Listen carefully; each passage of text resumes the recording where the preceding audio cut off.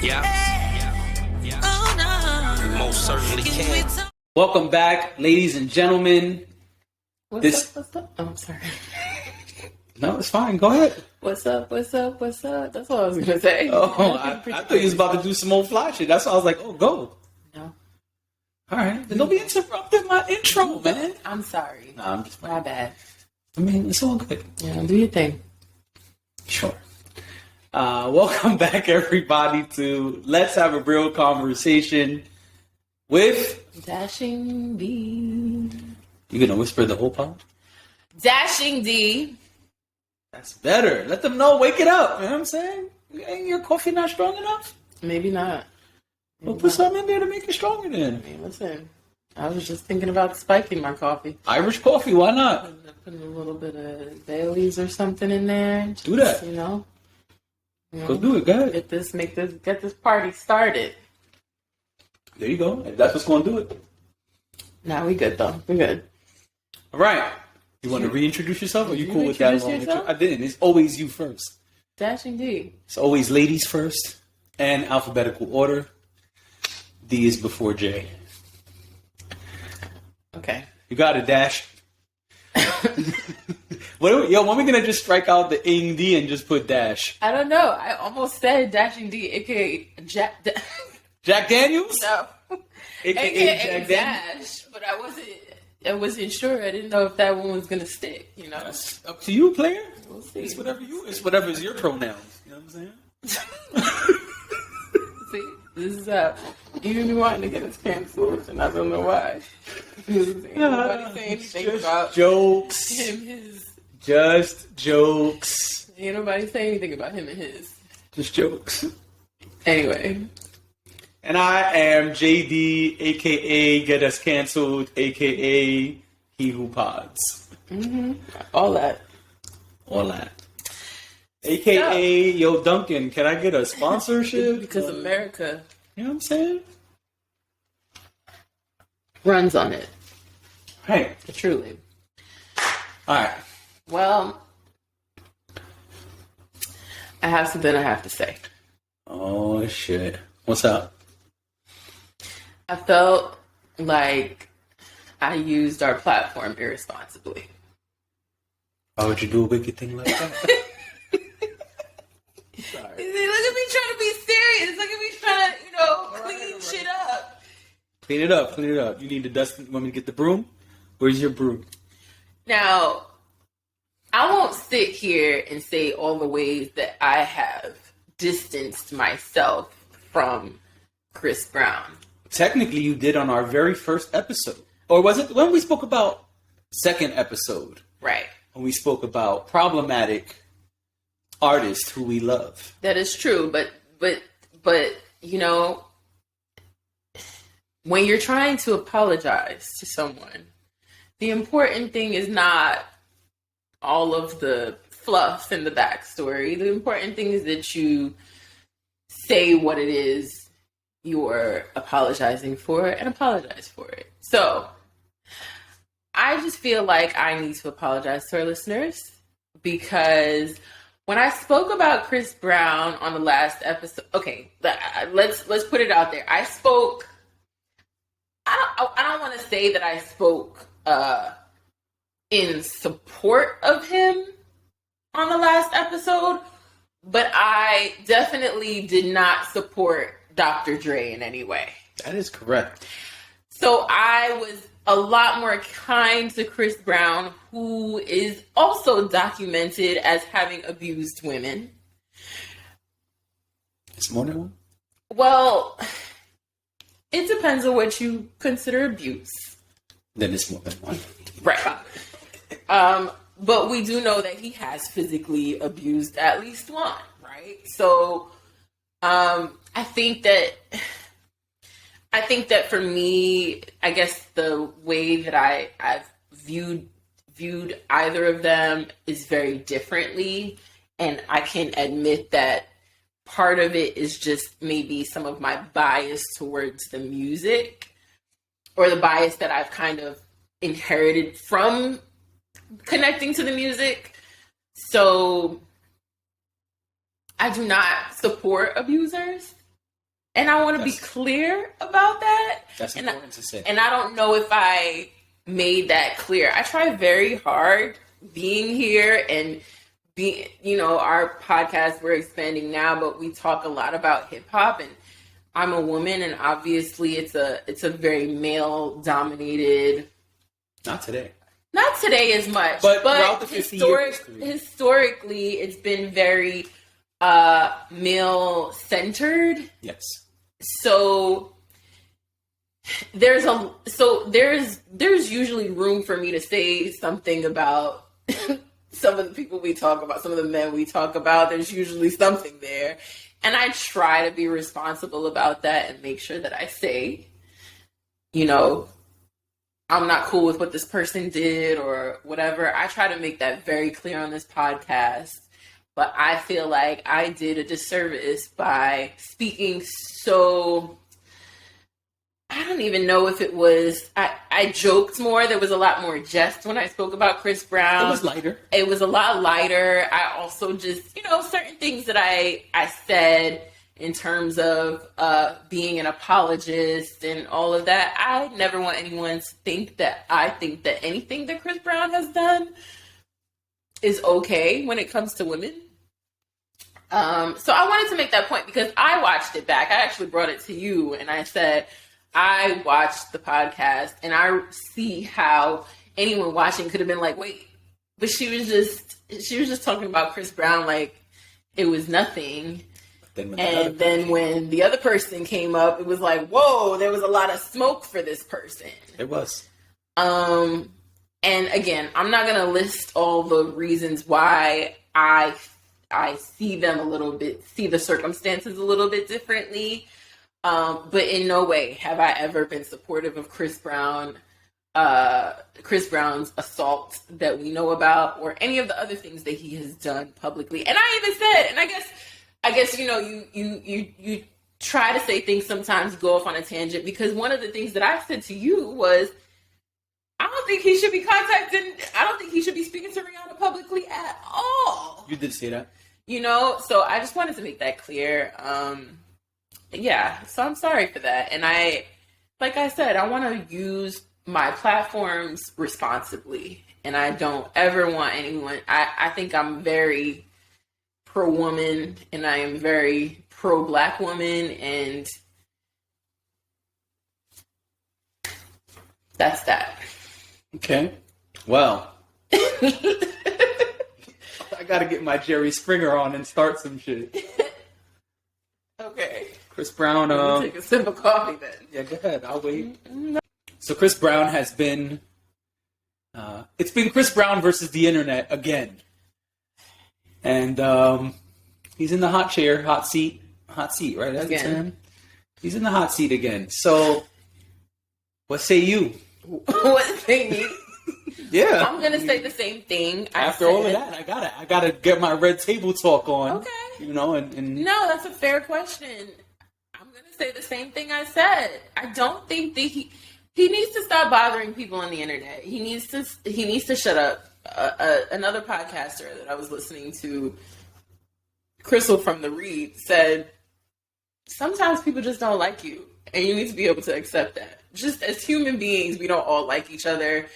And obviously, being a celebrity, there's an added layer to that. You have people publicly disliking you. Yes. But you did something at some point in life, and over the course of however many years, you've done things that have upset people and have made people not like you.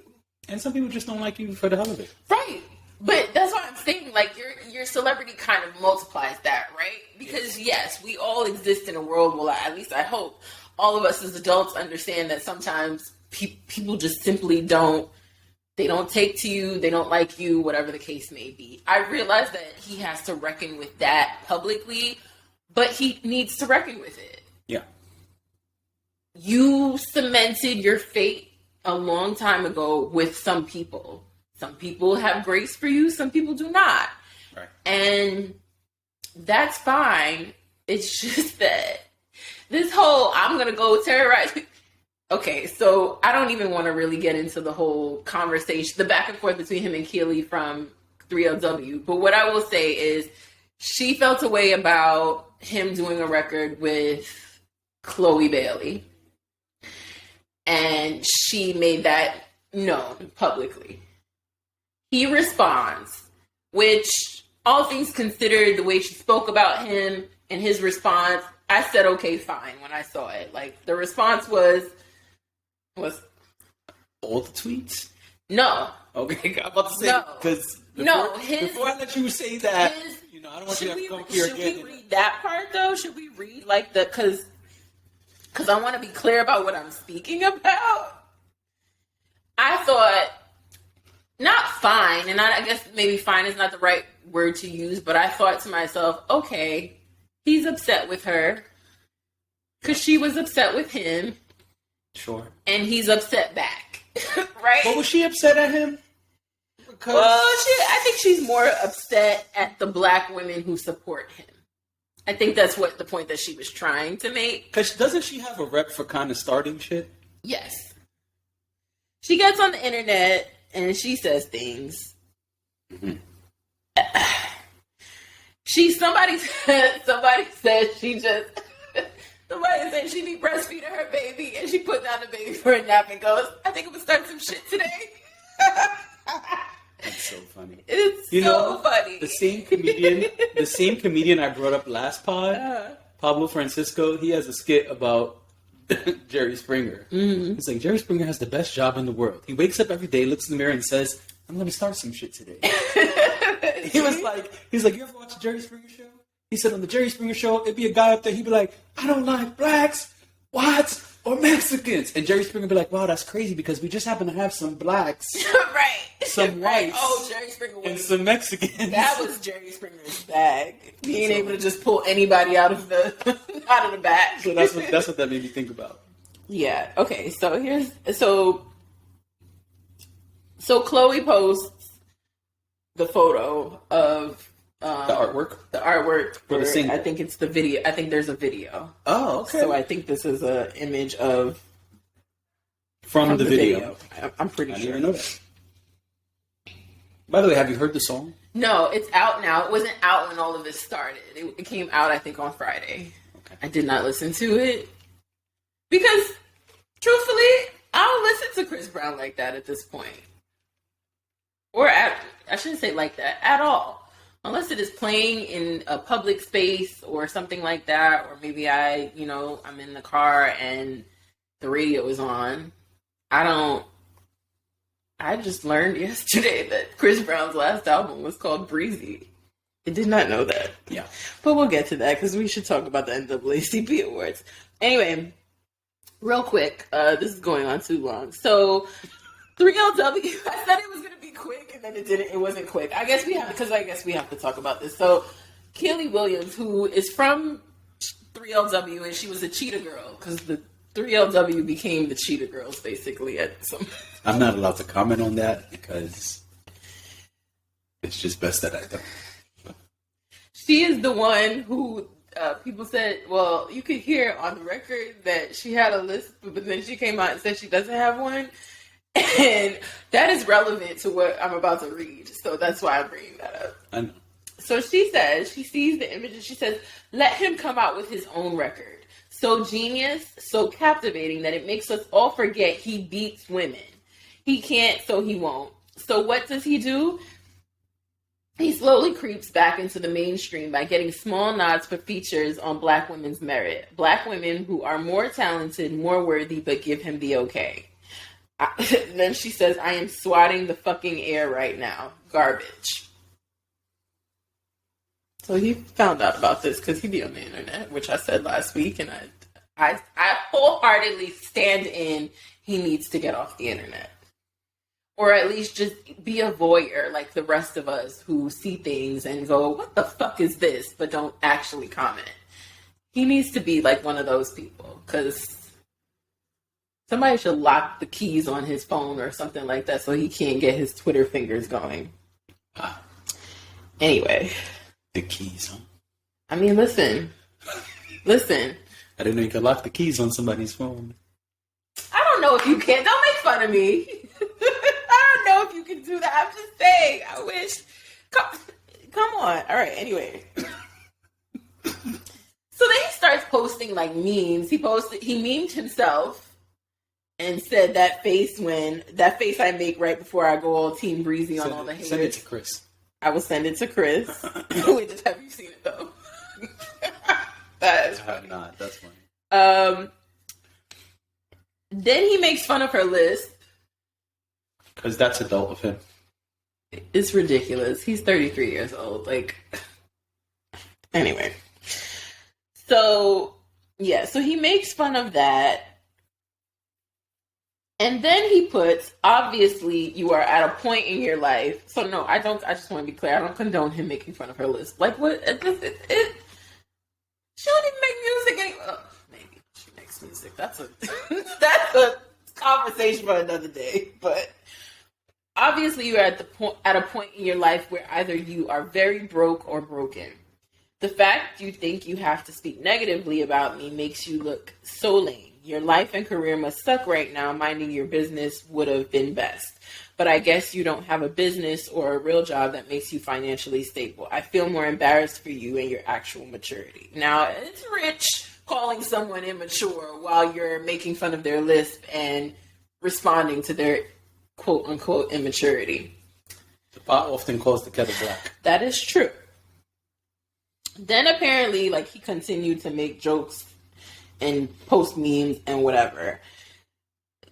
That frustrated me because it was like, you said what you said, you responded, you chose to respond. So, okay, sometimes when somebody says something public about someone else, the person responds publicly. Fine.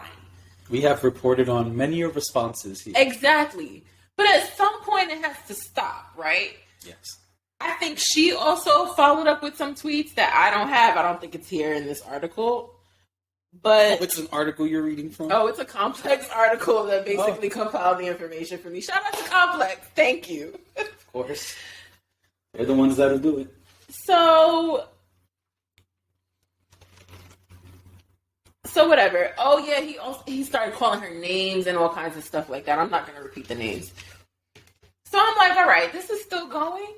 How is this still going? This is where I was like, all right, Chris Brown, like, you got upset.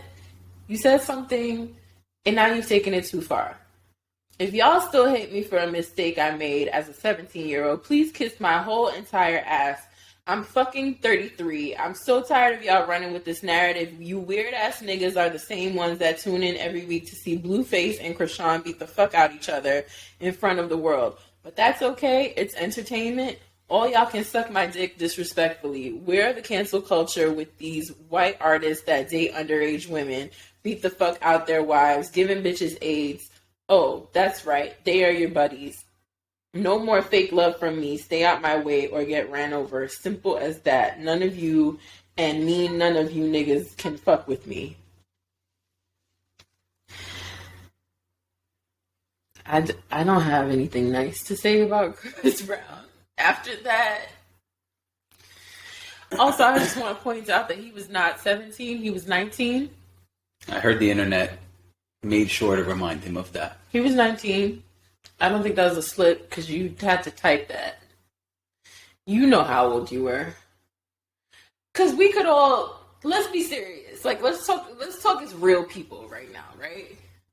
You remember, there's certain moments in your life that are so significant and so important. You don't forget how old you were. You don't forget where you were, what you were doing. You don't forget everything that happened the day before, the day after, the hours leading up. You remember those things. You may have some repressed memories about things that are traumatic, but you're not going to repress your age. Right. You don't have amnesia, motherfucker.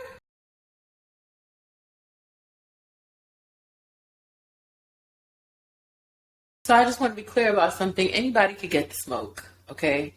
There is no artist too big. There is no artist, there's no music too good for anyone to get the smoke. And he deserves all of it today. And probably did 2 weeks ago when I said what I said. Okay? I just want to be clear about that. Like, why are you, like, what is... I feel like he gets on the internet to terrorize people sometimes. And for what? What? Well, are you done? I don't want to.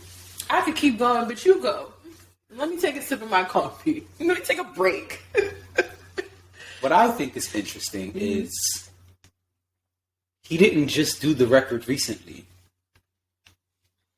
So another podcast played a bunch of old versions of the song. Mm-hmm. He's been on the song for years. It was a song that a songwriter wrote and did a reference track for. Mm-hmm. And at some point, there was a version with Meek Mill rapping on it. Mm-hmm. There was a version... So first it was no Chris Brown, no Meek Mill, just a young lady. Mm-hmm. Then there's a version... There's mad versions. I didn't hear all the versions, but there's a version with Chris Brown arranged totally different than this one. So it sounds different for people who don't know what I'm saying. Instrumentation and placements and things are different. There's a different version where Meek Mill has a verse. There's a different version where none of them are on it. Just the young lady who wrote the song. Okay. And she does like a really long extended verse instead of some of the stuff Chris Brown does. Uh-huh. The point is, this is not a new record, and it's not a new record for Chris Brown to be on. And so I'm responding to, what's the lady's name? This is just the first time that the record has they've decided to release the record. Right. So Chloe is a new artist in the time span of when this existed. Yes. Yeah, in a matter of speaking. Mm-hmm. And Chloe, clearly they chose the song for Chloe. Chloe chose the song, whatever. The song already had Chris Brown on it. So I'm saying the tweet said Chris Brown went and got with her to stay relevant. Right. But he actually didn't get with anybody. He was put on this song years ago. Right. And so this song has been shopped around the industry, and now Chloe has it. So you're saying she doesn't know what she's talking about. What I'm saying is that she's wrong about him trying to stay relevant. Yeah, and I don't think... He got paid for a gig. Mm-hmm. He did the gig, and he's promoting the record, which he really don't have to do. And I don't think...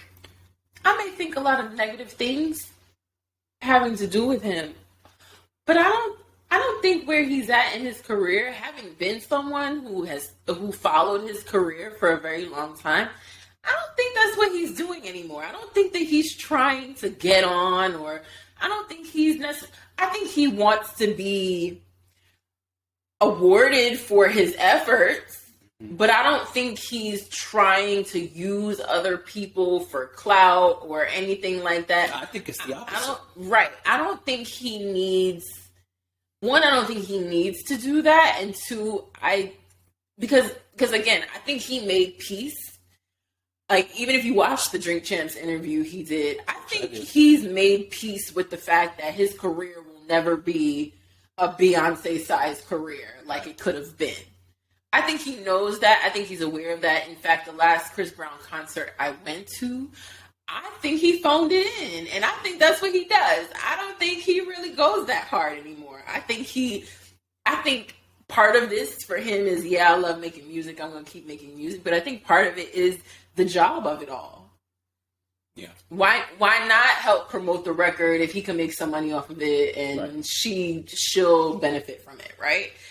I think that's, again, not trying to apologize for him, just saying, I don't think as an artist, if we're just talking about him as an artist, I don't think that he's seeking clout or trying, and maybe I need to be educated, right? Like, maybe I need to, because I think it was great that a lot of people like made lists of the shit that he's done. Maybe somebody needs to make a list of all the people they feel he has tried to take advantage of. And honestly, that's how the music industry works. You scratch my back, I scratch yours. Like, yeah, but it's an ecosystem. It is an ecosystem, but I think in this case, and in a lot of... So there's a case being made that Chris Brown gets with the new hot, on the rise lady singers. I don't think that's the case. I think the labels know Chris Brown can get a buzz going. Yep. And they're putting the young, on the rise artists with Chris Brown. And then maybe Beyonce should have said... Here I go with my bullshit, right?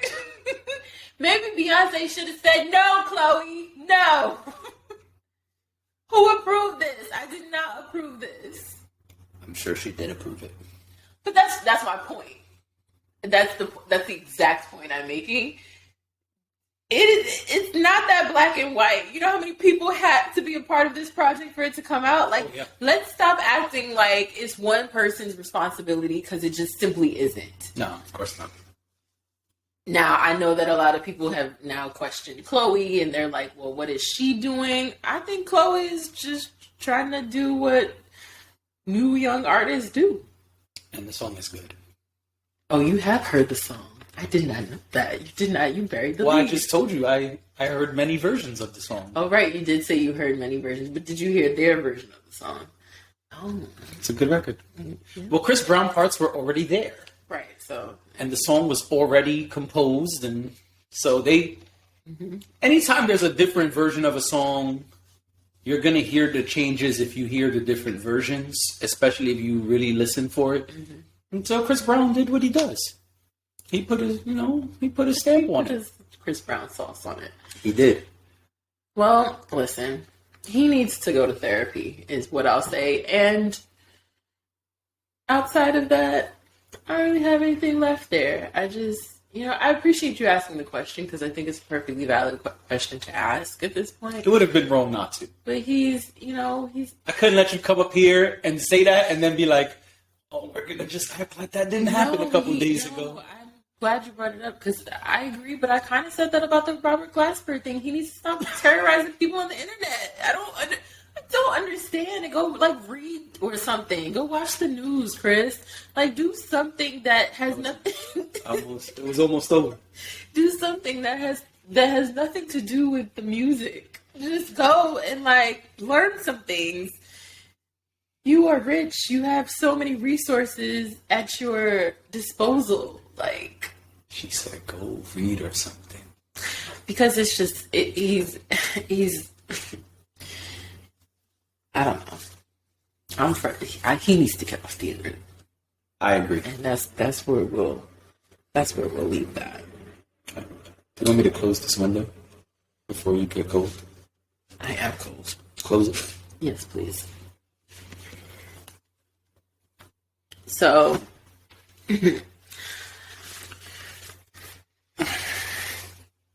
speaking of people who are upset. Oh, okay. Yeah. Who else is upset? Well, I don't know if he's actually upset, but he's being ridiculous, if you ask me. Oh, okay. So this is kind of like a music TV hybrid here. Oh, okay. I know where we're going. Take it away. I'm thrilled. I know this is all you. So I'm thrilled to bring this to you, because I know you are. We can't avoid it, because it merges something you love, it merges something I love. Uh-huh. We didn't even know that this was going to come about. We had no idea. No idea. This is a pod first. This convergence of genres. This convergence of media. Okay? Yep. And this is about none other than Eminem, the rapper.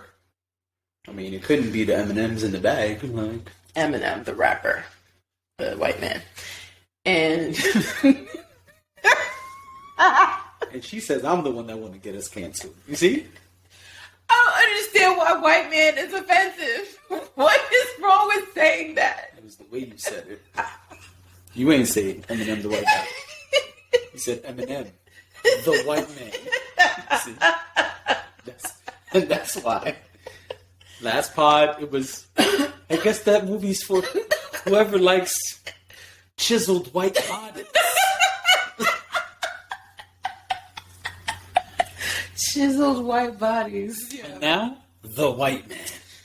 So this is about Eminem, but it is also about the Real Housewives of Potomac. Your squad. You've spoken about them here before. I have spoken about them here. So Robin Dixon and Giselle Bryant of Real Housewives of Potomac fame created a podcast over a year ago called Reasonably Shady. Shady. Reasonably Shady. The podcast has since built up some traction. Podcast is doing well. Mm-hmm. The gals decided that they're gonna go ahead and trademark Reasonably Shady, so that they can start merchandising and things like that. I think it's really smart. It's a great business decision for them, especially if the brand is growing. Yes. Apparently, they've received some pushback from the real Slim Shady's team. Yep. And they have decided that they are going to challenge. And I'm saying they because I can't imagine that, maybe I'm wrong about this, but I can't imagine that Eminem was just sitting there one day and got a letter in the mail asking him about this. Hey, are you okay with this? And it was just like, because I think it gets flagged. Like there's a certain, I've seen the trademark list before. I think it gets flagged when certain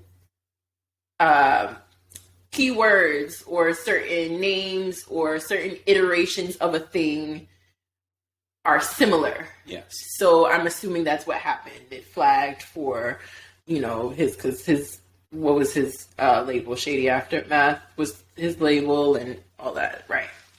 And he went by Shady Records was his Shady label. Records. Shady Aftermath was It was the joint venture, right? Because Shady Records, I don't know today, but Shady Records was a subsidiary company of Aftermath. Makes sense. So, according to... So, most people got signed as a joint... Like, 50 got signed by the two parties. It was a 50-50 joint venture. So, 50 was signed to Shady Aftermath. Got it. And so was G-Unit, which was a subsidiary of that situation. Every time somebody says G-Unit, I want to go... Go for it. G-Unit. As long as you don't wear the spaghetti strap tank tops. Those were weird. Those were never okay. As long as you don't wear that those were never on the pod, you can do whatever you want in your do you home, remember when dudes were walking business. around with them things because they could buy them on the street for like $5 for $10 or whatever it was? It was never $5 for $10, but okay. You never saw it on the guys that have the like downtown Brooklyn. The guys that have those wasn't the real G-Unit ones. I know they weren't real. I wasn't saying they were. Oh, okay. Yes, I remember the spaghetti strap. But like, let's be serious. All the dudes weren't actually wearing the G-Unit ones. They were wearing the ones that they got on, super duper sale on the street. And they shouldn't have been wearing them at all. Right. Then like the buff dudes was getting a pass, but then everybody wearing it wasn't buff. No.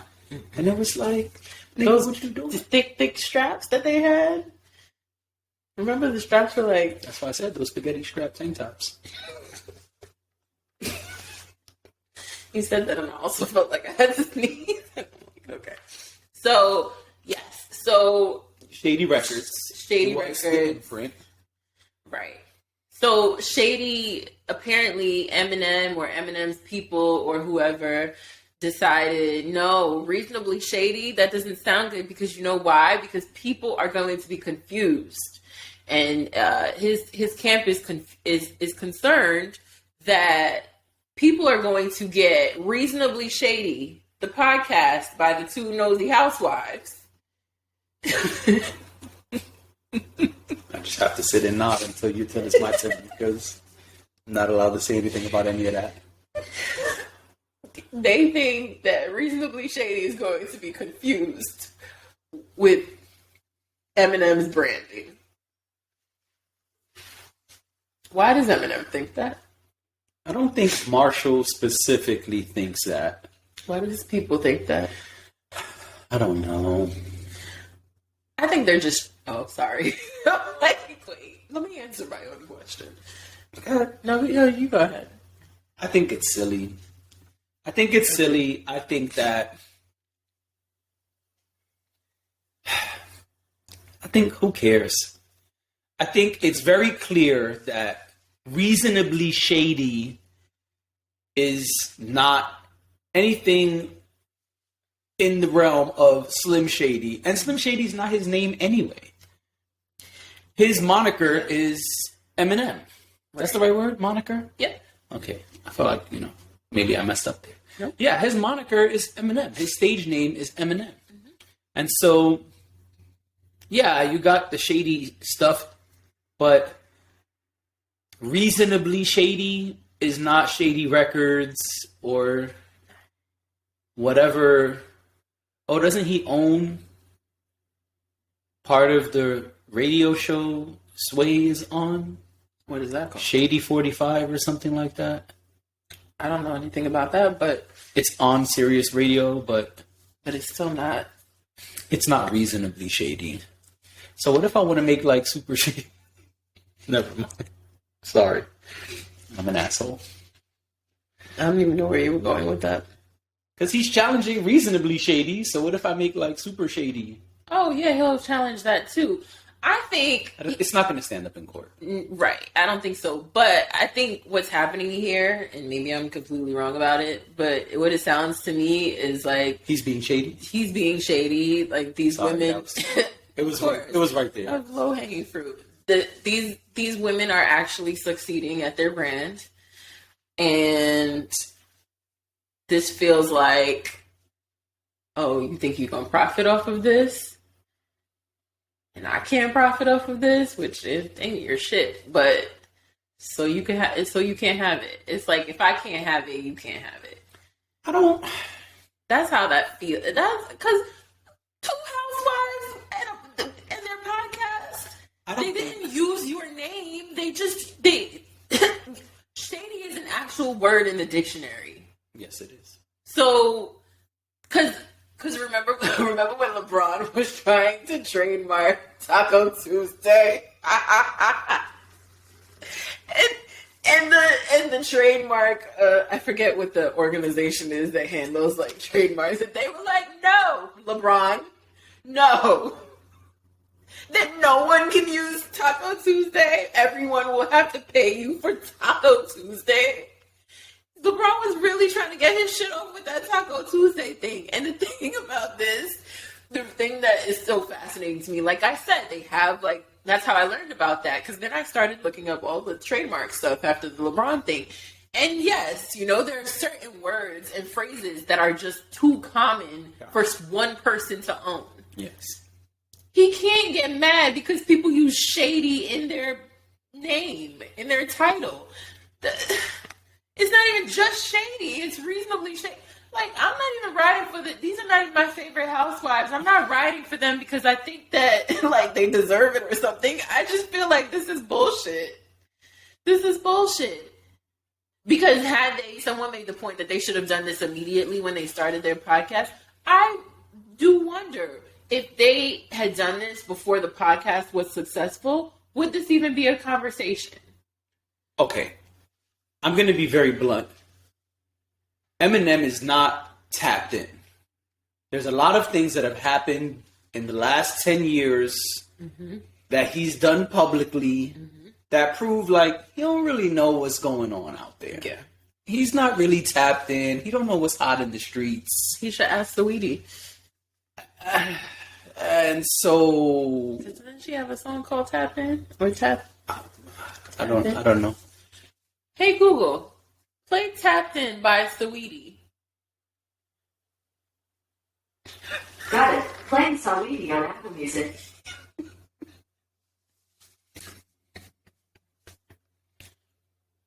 Anyway, going back to the topic. It would have been so good if she played it. If she played it, because we could have kept it in. No. Why? Because I said Google? No, because it would get flagged when the music starts playing. That's why I made the face. Forget about that. I'm sorry. That's why. That's why I was sitting there like, oh, come on. Apologize for nothing. For nothing. I'm playing. You never seen that commercial? It's a cartoon on Comedy Central. Or no, Cartoon Network, one of the Adult Swim. Where the guy goes, I apologize for nothing. No, I'm not familiar. Sorry, I don't watch Adult Swim. I don't either, but I've seen the commercial, and that's the one thing that sticks out to me. Got it. Okay, let's go. I was saying Marshall Mathers, aka Eminem, in the last 10 years has proven that he's not very tapped in. So I don't think he knows what the fuck Reasonably Shady is his team probably received documentation from the Trademark and Patent Office and was like, hey, listen, people trying to use your shit. You knew what it was called and you didn't tell me? Oh, that just came out. I don't even think that's the right name. Okay, it sounds official, though. It's the way you said it. I mean, Reasonably Shady sounds official. You're right. Anything can sound official. It's about the way you say it. Cadence and confidence. Oh, okay. That's why people be strong and wrong all the time. Next time I'm going to use some cadence and confidence when I say, the people that handle the trademark. Anyway, I don't think he knows what's going on. And if he does, it doesn't matter. If I had to put money on it, I would say he don't know who they are, what they're doing. I don't think he even knows what a podcast is. Well, that's not true because he knows about Joe Budden podcast. So, he likes to respond to those. Right. Maybe he'll respond to this podcast and to this record. That would be awesome. You know what I think would be super dope? If Dunkin' Donuts paid us.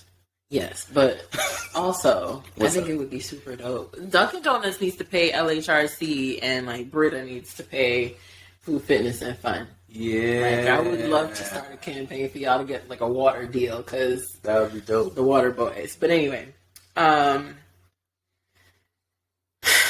ain't even whip out my water yet. I know, and I have mine here. Essential, call us. Well, call them because mostly I drink alcohol on my pod, but on this pod, on this pod, we're open to all types of stuff. Oh yes, of course, water, coffee, everything. Other people, all our people. Liquid IV. Come on down. There you go. We Liquid always IV. need. Wow, that's gangster. We always need energy. Right about that. We got to get them electrolytes. He who pods is he who's tired. Right. They don't even know how I looked before we started this pod. They don't. And they will never know. I hope not. No, I'm just playing. Rude. Rude. Look at me trying to get us money and you over there being shady. I'm trying to stay on No, topic. it wasn't even reasonably shady. It wasn't. It was unnecessarily shady. Ridiculous. Anyway, I was saying something and I don't remember what it was, but maybe it wasn't important. Anything else on this? Yeah, I don't really have anything else on this. It's not going to stick. I don't think it will stick. I just thought it was a really fun topic for us to It's silly, yeah. to talk about. But yeah, it's just like let them have their podcast. They want to make merch that says Reasonably Shady.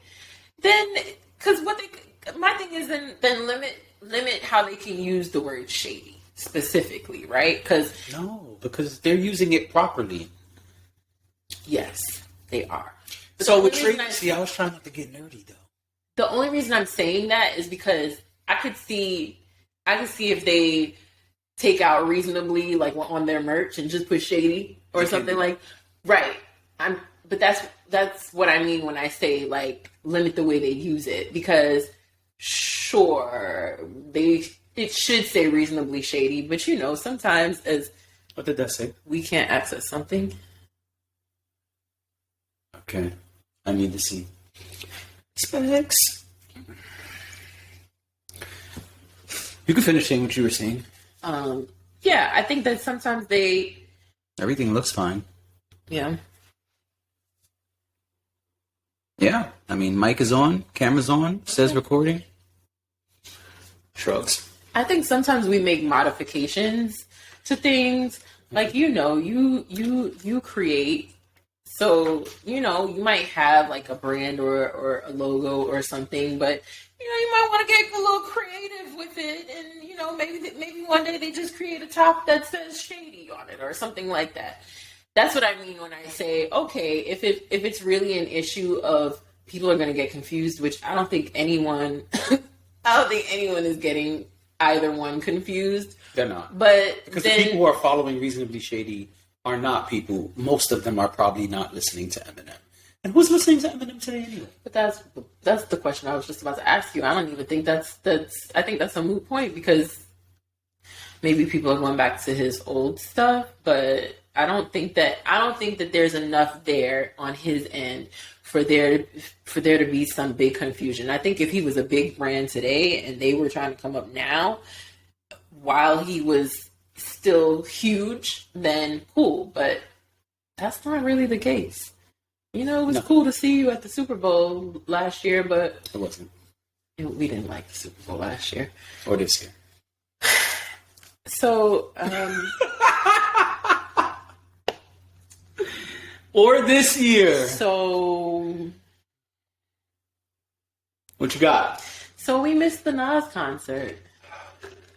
Nas did a one night only concert And did all at three. MSG.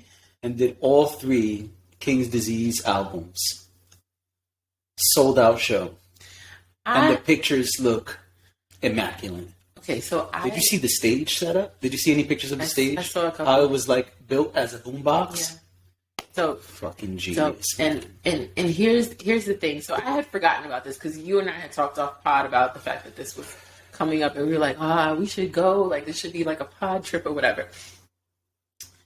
I just happened to be in the city on Friday. Didn't remember that this was happening. I just happened to be in the city. I happened to be near MSG. I actually almost walked into MSG because of all the construction over there. And they're like, I see, the guys outside selling T-shirts. And that's when I knew. When I saw the T-shirt, I said, wait. You ain't cop a T-shirt? Is this... Oh, this man tried to offer You me caught one. me a T-shirt? No. I'm out. This man tried to offer me one. And I I was should have like... just walked off. I was like, you should have. I was like, no. Let's do it again. No. I was like, no, thank you. And then I don't remember what he was saying to me, but I immediately thought to myself, oh my gosh, we're missing Nas. Because it was like something we talked about and said we would talk about again, and I don't think we ever brought it back up. Because I checked the ticket prices. I know. Yeah. And I was like, ooh, Yeah. I'm going to need binoculars if I want to see this for this price. Right. So I just, I got a little sad because I was like, man, Yeah. we're missing Nas. Like, dudes was, it must have been about to start because dudes were pretty deep over there. A lot of guys seemed like they were on like a guys outing. I was like, this is cool. That's a really cool guys outing. Then there were the guys who brought their girlfriends in their dunk clothes and, things like that. I said, oh, this is an interesting sight to be seen. I'll talk about that more off pod. I don't want to offend anyone. So, because I had some thoughts about the sites that I saw out there, but I said, you know what? That's not for public consumption. Anyway, I just got kind of sad because I was like, hey, Nas, but why? Why couldn't we go? Why didn't you send us some tickets? Why didn't you send tickets to the Let's Have a Real Conversation podcast? That would be lovely. So we could go and see the sites. He announced, well, I don't know if he announced, but they're now saying King's Disease 4 is coming. But I knew that when 3 came out. That's exciting. To be honest, when 1, 2, and then Magic came out, I was like, oh, we about to get these. This pairing is not going anywhere anytime soon. Yeah. Yeah. Well, and you put this little quote. Oh, yeah, in our Nas said. pod notes. Go ahead. You want me to say it? I mean, I can't read it. But basically, Nas was like, hey, listen, I am no longer inspired by anyone in my generation. Man, who's rapping still that's in Nas' generation? Wow. I wonder. Was he being reasonably shady? I wonder who that could be. Because, let's see. Tupac? No. Biggie? No. Oh, Wu-Tang? Kind of, but not really. Wonder who that leaves. Sean? I know who that is. Sean Combs? No, he sings R&B songs now. Okay. Love Records. Love Records, you're right. But there's this other guy. This other guy. Mr. Beyonce Knowles? Mr. Beyonce Knowles. Wow. Ladies and gentlemen, thank you for coming to our show. We've officially been canceled.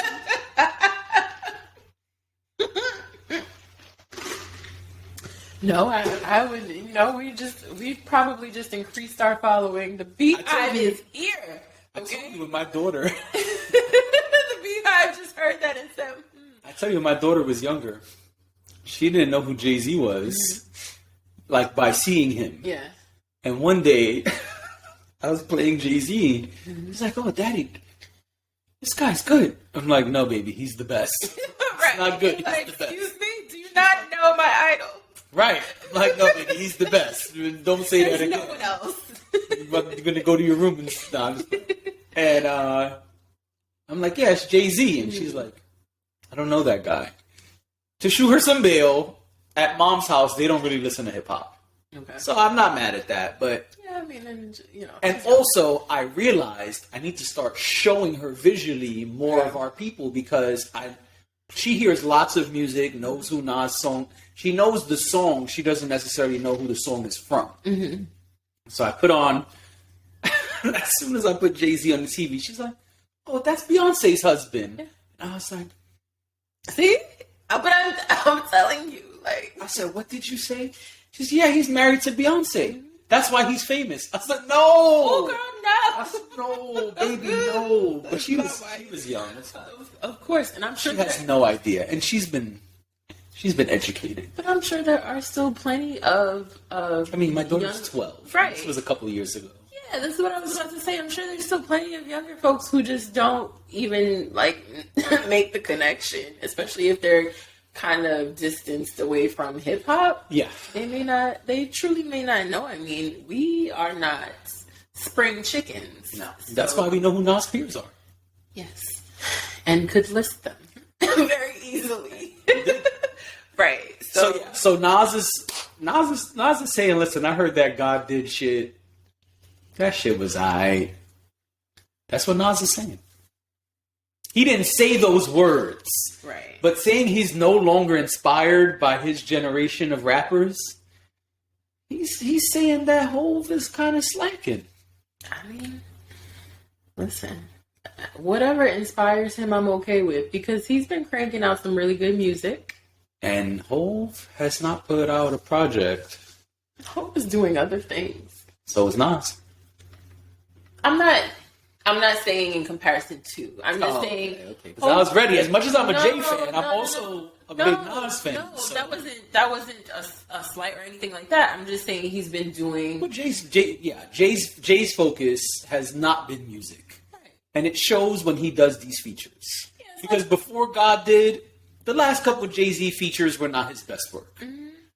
I know Hov fans, you're mad at me. You can put the JD cam on me. It's fine. But we have to be honest about our legends. The same way we're honest about Eminem having fallen way off. Right. Well, then we have to be honest. Before God did, what was the last great Jay-Z verse you heard? You can put it in the comments, but it probably was a while ago. And so Nas has been killing shit back to back to back to back to back. Yeah, and I just think, sometimes your focus is different. It's kind of like the Rihanna conversation where people want her to put out music, but that's not her focus. No. And hasn't been her focus for a while. And it's still not. We all have to accept it. And it's still not. Oh, no, it's okay, you're being shady. I'm just... Listen, if I was making billions, right now music is not my focus and I do music. Yeah, I understand. And my friends and fans beat me up about that all the time. They're like, nigga, how many pods? When we get in a verse? You got an EP, a single, a music video? We ain't even get a video for Keys yet. Nigga, what's up? And I'm like, well, I got 3 pods coming out this week, though, if you want to see what I look like on camera. You want to hear me? There will be some Dunkin' Donuts in there, even though they didn't sponsor me. Yeah, right. Yeah, so, I don't know. Speaking of Rihanna, though, since I mentioned her. Do it. She's performing at the Oscars. Is she? What is that? I just couldn't help it. That was too easy. Yes. I'm being a dick. Because you put it on the list. Oh, come on, man. You're not supposed to tell them. Well, I'm telling them. You didn't know? Ridiculous. Got me out here looking crazy. I'm like, wait, what? How do you not know this? I was being sarcastic because I've been public about my unappreciation of her Super Bowl performance. I know. Listen, Rihanna gonna stand there. Okay, now I'm gonna give her some grace, as y'all say. Okay, Rihanna's performing at the Oscars, and so she's also nominated for an Oscar for Lift Me Up. Thank you. Lift Me Up. The Wakanda Forever soundtrack. Off the Wakanda Forever soundtrack, written by Thames. Mm-hmm. And so they're probably going to win it because she's performing, and I doubt Rihanna's coming to perform if she's not winning. Listen, and The fly shit is she could stand there like this. To lift me up, yep. She could do, yep. All she got to do is stand there, rub her belly, and sing it. Rub the belly. That is all she has to do. I hope she brings Put my belly out even more. Rub the belly and just sing. I hope she brings Thames out. I hope they sing it together. I doubt it. You don't think so? I don't think so. Did you see Thames in the video? No. Exactly. I'm just saying because it's like a, it's like a big... What would be really fly is if Rihanna just stand there and let Thames perform the whole shit. She'll have somebody come out and fix Thames. She'll do like just the hook while doing this. She'll hold the mic like this. Maybe she'll let Thames perform with her, and just let Thames do everything else while she's like this. They probably negotiated something where it's like Thames can perform if she wears Fenty only. I mean, I think everybody has to wear Fenty only from now on. The whole Oscars might have to wear Fenty because... You're right. That's probably the deal. That's probably why she said... The next time we talk about her, we might have to wear Fenty. You're right. Yo, I hope the dash cam caught that face you just made. Because he was like, yeah, I'm with that. That's what that face was. I was like, I'll go online and buy it all up right now. Yo, okay, side note, I be on TikTok a lot. And sometimes the girlies, I'm a curvy. I don't know why I'm grabbing my breast. I'm a curvy.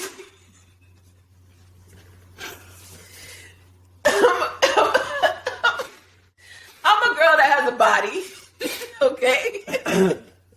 Oh shit. And yo, and the TikTok girlies be talking about Fenty. I've honestly never used the Fenty. Where the hell you going?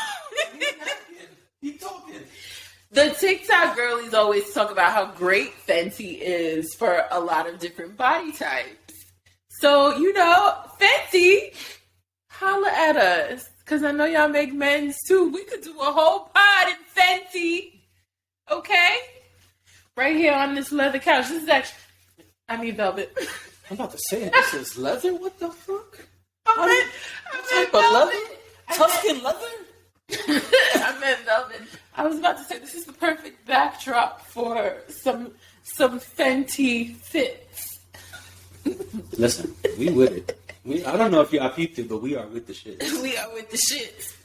Brand deals, clothing deals, deals. Bitch better have my money. Dunkin' deals. Just because American runs on it. You know what I'm saying? Look at us. We are like that was an ad. That was an ad. Holla at us. What's next on anyway. the docket? All right. Next on the docket. Yo, coffee was really about to come out my nose just now. Oh, be careful, please. Yo, you did that. I did. Oh, shit. Well, I think we had a couple more music things to run through really quick. Maybe we do new music. Next time? Yeah, next time. I didn't know what this was. But what I did want, you did put this black, aka 6 Lack. 6 Lack, that's what Cole called him. 6 Lack has an album coming out, and he hasn't done any promo for it. Like, he hasn't dropped a single or anything like this that. This is hard for me to talk about, but I think we have to talk about it. Okay, I feel like that should be our last music topic because we spoke over an hour about music. Yeah, let's move on. That's fine. So, Black announced he has an album coming in March. I believe it's the end of March. Okay. We haven't heard a single. We haven't heard a leaked anything. That's not a good sign. So you think like his label's not pushing it? I don't know what's going on, but I'm very nervous for Black. Mm-hmm. And I'm curious why an artist who's multi-platinum and so talented has an album coming in a month and we haven't heard anything, we haven't seen anything. There's no like, hey, I didn't put out a single, but I shot this doc. Right. Like, the J. Cole thing. Mm-hmm. Or like, oh, I'm going to be a J. Cole stan, but when J. Cole was doing the Dreamville, what they called them, the Dreamville sessions, it became this whole it was like a thing for like 6 months. It was like, who's gonna be at the Dreamfield sessions this time? And we also, they could have honestly been doing nothing in there, and we wouldn't have known. It could have just been like, "Hey, come through to the studio and hang out with me." Yeah, it didn't even have to be. But they built it up. They made it. Yeah. They made it seem important. Yeah, and we haven't even like. There's none of that. Marketing. It's great marketing, and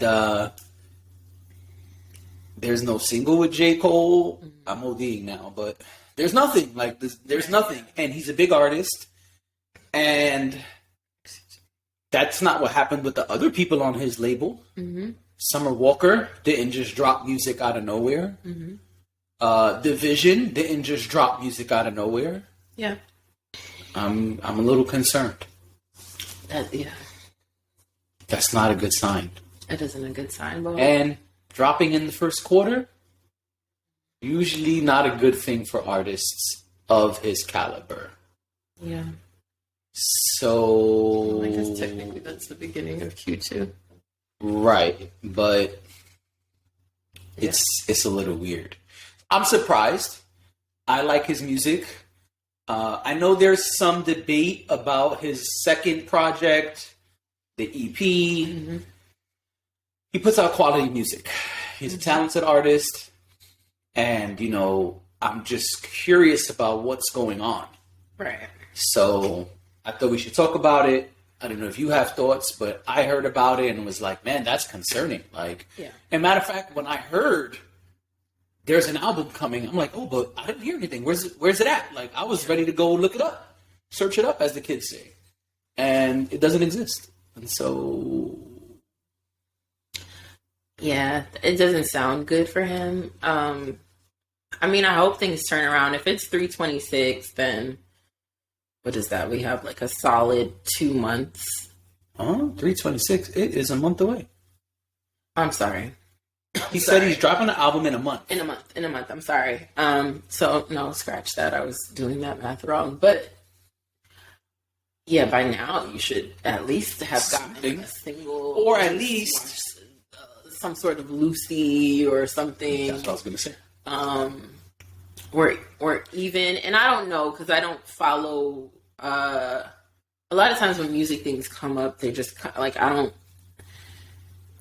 didn't look for it, so it could be there, and I don't know. But I'm just thinking, like, even if there's like visuals or like things to kind of get you excited about even previous projects that he's done, like you said, you know, with the Dreamville thing, it was very much like, oh, we're doing this cool thing. You guys don't know what we're doing and blah, blah, blah. So even if they use his old, like, footage of old performances or his old music to create a campaign around what's to come, like, even if we get nothing at all, give us something so that we're getting excited about hearing from him again. So that is very weird, and I hope that that's not a bad sign in terms of like where he's at with his career and all that, but and how he's going to progress. But I guess once it drops, you know. Well, I'm gonna listen to it. I'm gonna listen to it.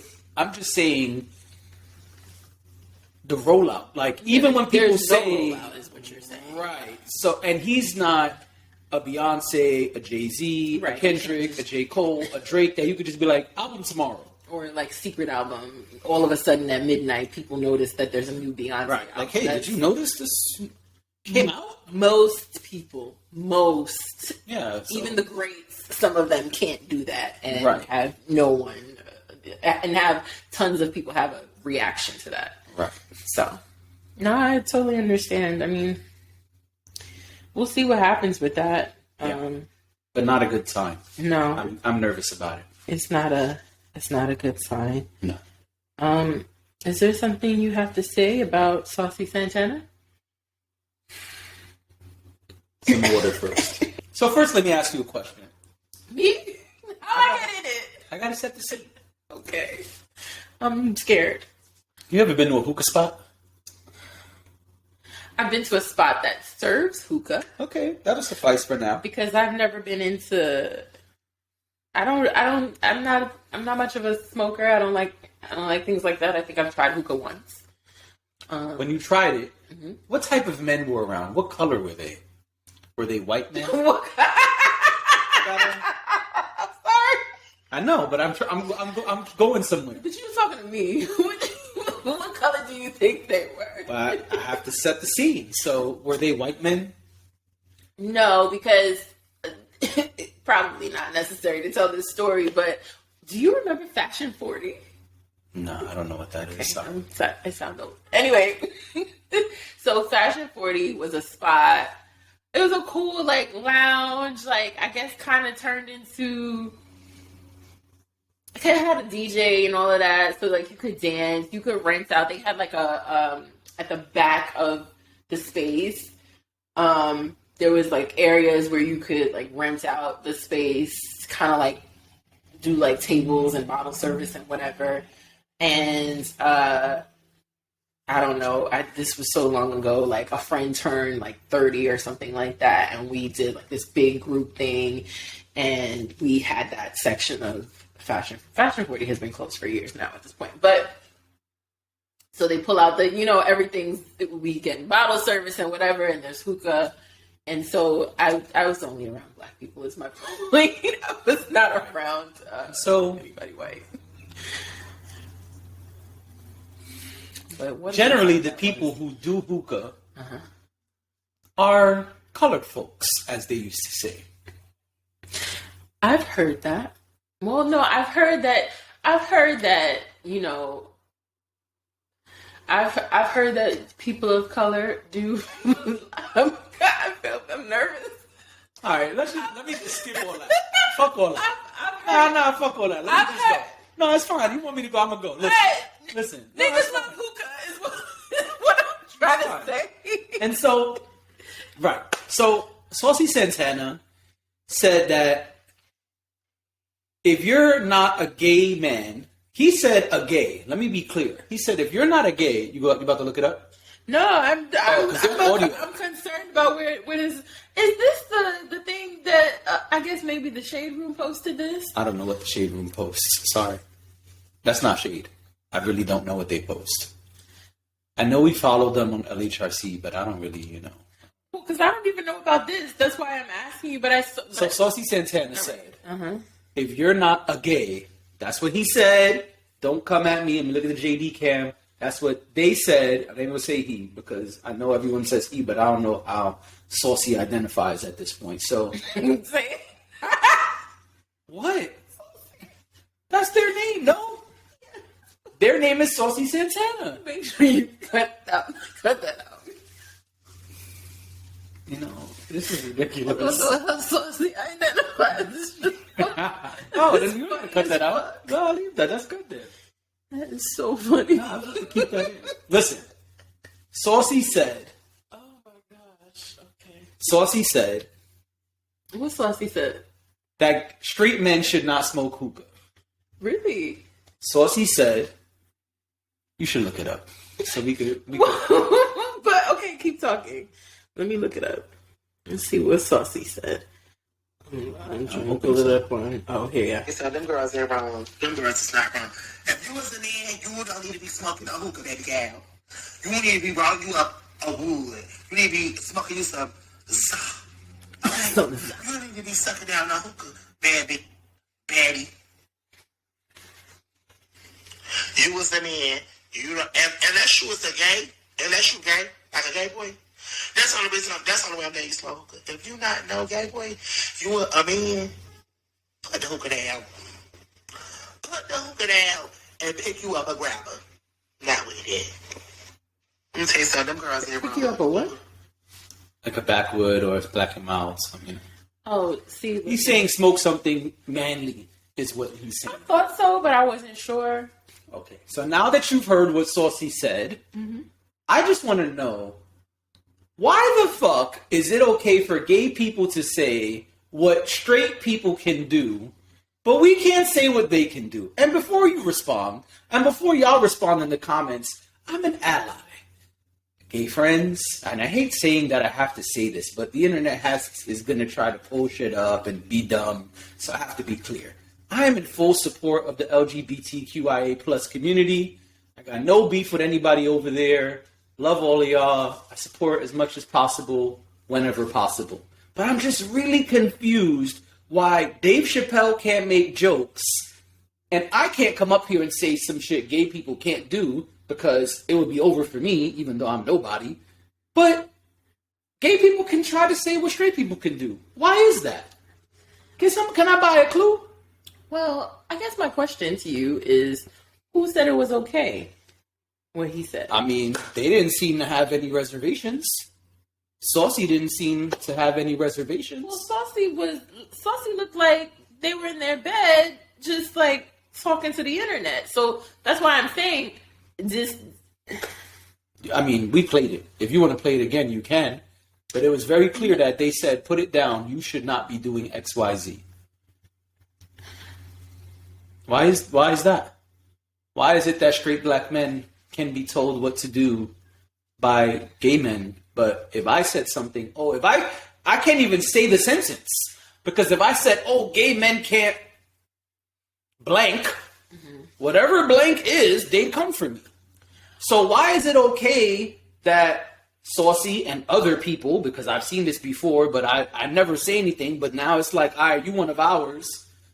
And I'm a little caught off guard because I don't think that what he said was, I don't think that what they said was okay. Okay. I think it's just as ignorant as anything else. It's just as ignorant as a straight person who says something like that about a gay person. I think it's exactly the same thing. Now, do I think that in terms of these experiences and who should be able to say what to who, I don't. I think that there is a way to exist in the world and have differences and speak about our differences respectfully. I think that the problem comes in when judgments and stereotypes and biases are what guide the things that we say.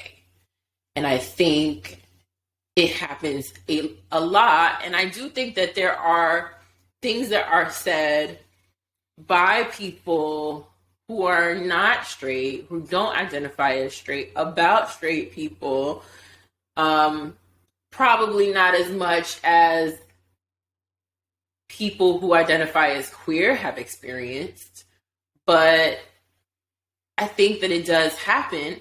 I don't think it makes it okay because one section of people say it versus the other. I just think that everybody needs to stop shooting at each other. I think that that's, and as far as Dave Chappelle goes, I won't even address that. The reason I won't address it is because I don't have the experience of a person who does identify as queer, so I don't want to claim to understand the response that community has to Dave Chappelle. So I don't want to. I'm personally not going to touch that because I feel like when it comes to the Dave Chappelle conversation, it's complicated. But fair. I agree with you in that I don't think that everybody just gets to walk around and say whatever it is they want to say. Honestly, that sounded ignorant as fuck. Like, hookah? And someone pointed out, I see, because I pulled this up on Twitter, and someone pointed out, hookah didn't even originate in America, and somehow it turned into a gay or straight or feminine / masculine type thing. That in itself is ridiculous. And somebody else pointed out, do you know why most men are smoking hookah? Why? Because they're around women who are smoking hookah. They want to be around women. Yeah. Because the women are saying, oh man, let's go to the hookah spot. Yeah. And like, I know today hookah might not be the most popular thing, but at one point it really, really was. Right. And so if that's the popular thing and the ladies are all going to the hookah spot, the straight women who are being quote unquote chased by the straight men What do you think the straight men will do at the hookah spot when they get there and want to intermingle with the straight women? They're gonna want to do it, or they're gonna, pay But even if for you don't want to do it, right, what you gonna do? You're gonna be like, yeah, I want to speak to those women over there, but they're smoking hookah. Well, I'm just gonna sit here like this. Yeah. I mean, Yeah. I think, and then my point is, I'm sorry. My point is, I don't see anybody coming for Saucy. no, people did, and that's why I even asked the question, because I see someone here even said, I mean, I don't mean the comments. okay, I mean the public platforms. oh, well, The same public platforms that are outraged, quote unquote, when it's the other way around. If a straight black man says something about that community, there's a lot of quote unquote outrage and posting and clickbaity things. I'm not seeing any of that. And let's be clear, Saucy's not a nobody. No. Saucy is a name. Of course. Saucy has a following. And so that's what I mean by nobody's coming at Saucy. Listen, I just want to say something to straight men right now. If y'all want to do hookah, do what you want to do. To me, this is about more than hookah. I know it's about more than. I was just trying to lighten it up a little. Oh, I don't want to lighten it up. I'm offended. And you have every right to be offended. And as I said, I don't think what they said is okay. But I don't think the two wrongs make a right either. No, I'm not trying to come at. My question is, I don't smoke hookah. Never want. I did it like twice. Yeah. Never riveted a fan. I don't like that. But my point is, my question is not my point. My question is, why is it that they feel comfortable doing that when anytime, not if, anytime it's the other way around, no matter who it is, Bill Burr, D.L. Hughley, Dave Chappelle, random person on the internet, whoever the fuck it is, any straight person, especially straight black men, who say something about the LGBTQ plus community, QIA plus community, and what they quote unquote cannot or quote unquote should not do, there's outrage. They're trying to cancel people, take away their tour dates, take them out of films. Like, it gets crazy. So why is it okay the other way around?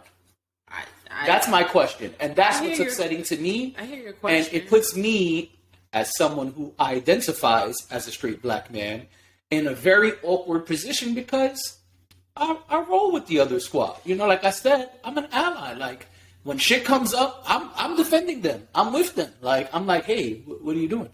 Well, I think that's a great point to make, right? And I think that on the other side of things, I think the same thing exists, right? I think there are people who will support you and will not say egregious things about straight men. Yeah, but it's not just straight men. It's straight black men. Let's be clear. Straight black men. I'm not at all. Because Saucy's not telling quote unquote Spanish people to not smoke hookah. Saucy's not telling quote unquote Middle Eastern people to not smoke hookah. That's not their demo. It would be a losing battle, sure, but my point is that's not who he's speaking to. And that's fine.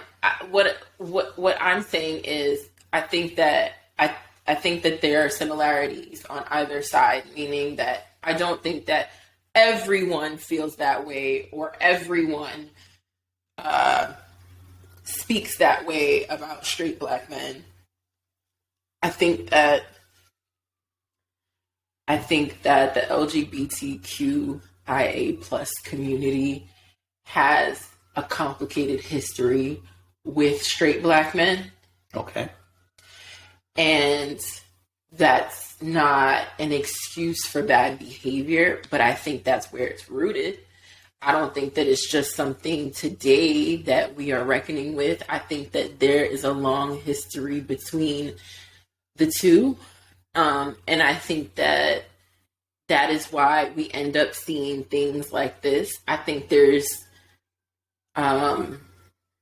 probably a lot of hurt and just general discomfort on either side, given the history of the relationship between those two groups. That's what makes intersectionality so interesting and so complicated, because some of the same people are a part. I mean, Yeah.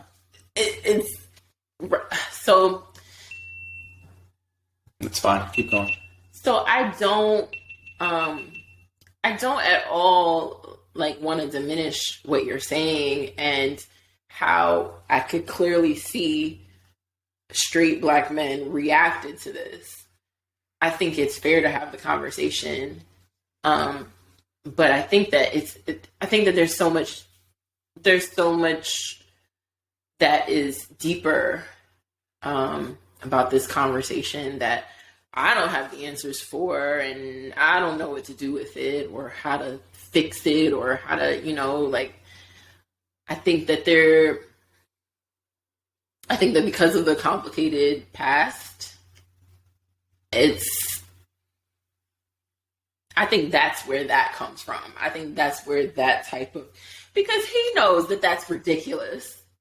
He knows that doesn't make any fucking sense.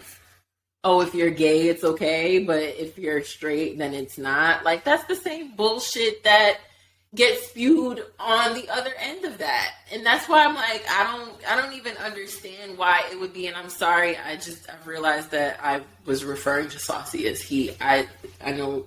Well, everyone says he when I hear them reference Saucy, but I just try to approach with caution because I don't know, I don't follow Saucy and the things that he has going on. So it's possible that they've said differently, and so I try to play it safe because I'm not trying to offend anyone. Right, agree. But every time I've heard Saucy mentioned, they have whoever's speaking to or about Saucy has said he. Okay. So you didn't do anything wrong, as far as I know. I just try to play it safe, especially when speaking about complex things like this. Yeah. Because if I said the wrong thing, that would be the immediate reaction that a straight Black man didn't respect someone's pronouns and every other piece of their identity, because it gets blown out of proportion if you say the wrong thing, even if you don't know. So I try to... I get it. And don't get me wrong, there are people who do it on purpose. Like, there's people who you could say, hey, I identify as thing A, and they'll purposely be like, yeah, whatever, nigga, like I said... Yeah, I don't like I understand it, and so that's why I play it safe. I understand. Until I have a conversation or gain more information, and then I'll say, oh, okay, I now understand this is how they identified, how they prefer to be referred to, and then I'll follow suit. But I don't know about Saucy and their work enough, so that's why I was saying that. Okay. Yeah, I just think that it's complicated. I think that again, I just want to be clear. I don't think that it's okay for either party to make those judgment calls and to declare things on the back of a stereotype or an ignorant way of thinking or any. Who gives a fuck who does hookah? Again, that's not the point here, right? But but that was the comment. But it's so ridiculous and it's so egregious. And it often is, right? A lot of times the things that either party is saying you shouldn't, you can't, it's asinine. And really, if we're going to be really real, I don't like when anyone gets in a public space and says, hey, group of people, you can't do this. Because really, group of people is not who you're talking to probably. And you're probably not part of that group of people. And so you should probably shut the fuck up. And also, you're basing what you're saying off of your own very small worldview. We all think that the way we see the world and how we consume the world around us is huge, but it's really not, because all of us have our own version of what the world looks like. Yep. So I don't know. I just I don't know how we move past this. I think that we've we're in a better space today than we were, let's say, maybe 10 years ago. Mm-hmm. But it's like one of those things where, no, it isn't okay, but like at some point, someone has to, or enough people have to stop with the bullshit in order for it to really actually make a difference or go away.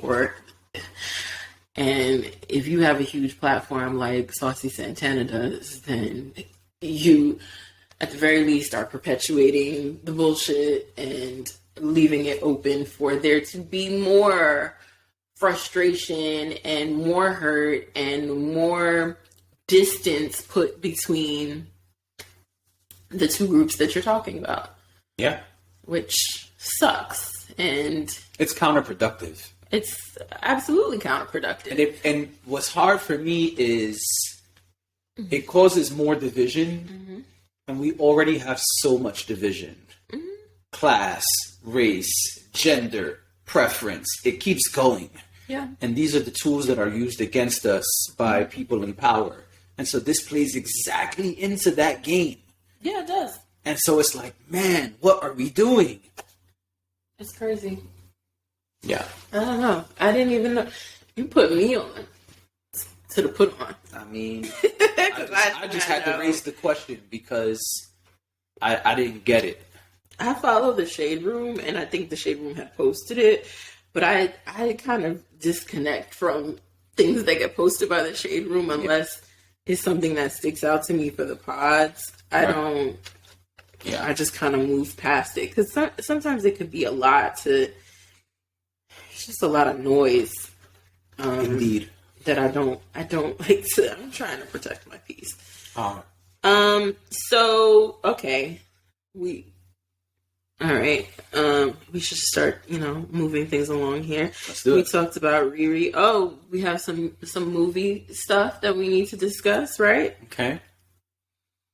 So you got Cocaine Bear and Winnie the Pooh, the horror movie, on our list. So these are quick and easy. Okay, yeah. Let's go for it. I just think it's really funny that this movie exists, Cocaine Bear. And so it's inspired by true events. Is it? Yeah, it says it in the trailer too. Oh my gosh, okay. I need to see this. I don't know how true what I'm about to say next is. Mm-hmm. But I heard on another podcast that they have now announced that they're going to build a whole universe of these movies. So there's going to be like a weed bear and then like I think they're going to change the animals so you have different types of animals. Oh, so then it's going to be like different types of substances. Oh. So it'd be like marijuana unicorn. Sure. Or like because I feel shroom unicorn because I feel like you would probably see unicorns. There you go. Shrooms. LSD lizard. I have to sneeze. I can't. I don't know if I should laugh because I don't want to look crazy. Yo. So that's it. I just think it's really funny that this exists. That is funny. I can't decide if I want to watch it or not because it's like. What exactly did they say the movie itself is about? Like, what's the plot line? That airplane loses a large shipment of cocaine is lost in the woods. I think it fell. Finds it, and a bear finds it and gets high. That is based on the true story part. I want to see that. And so the bear is high and just murdering people. You didn't see the trailer?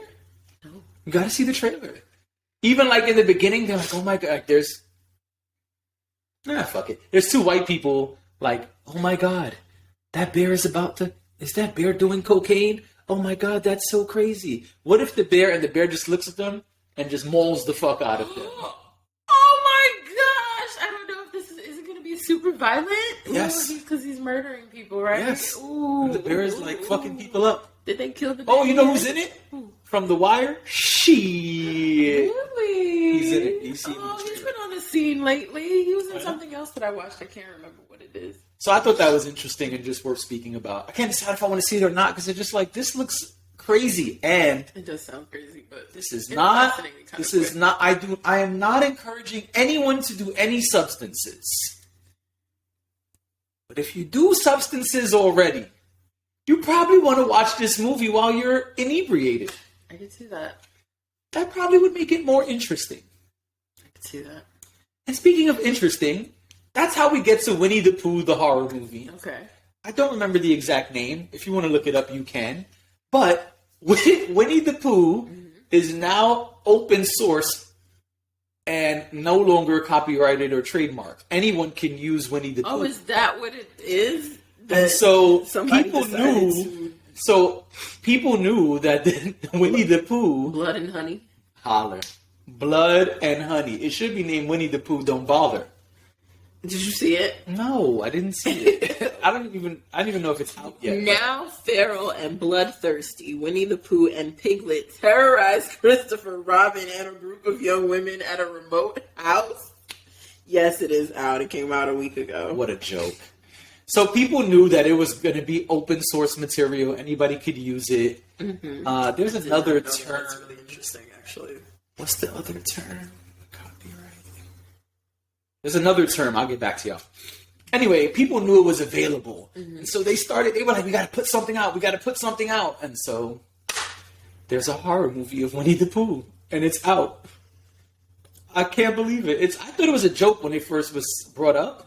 Because it was just like some poster. And, you can make any image on the internet. Like, no, this is a real film. I mean, conceptually, it's interesting.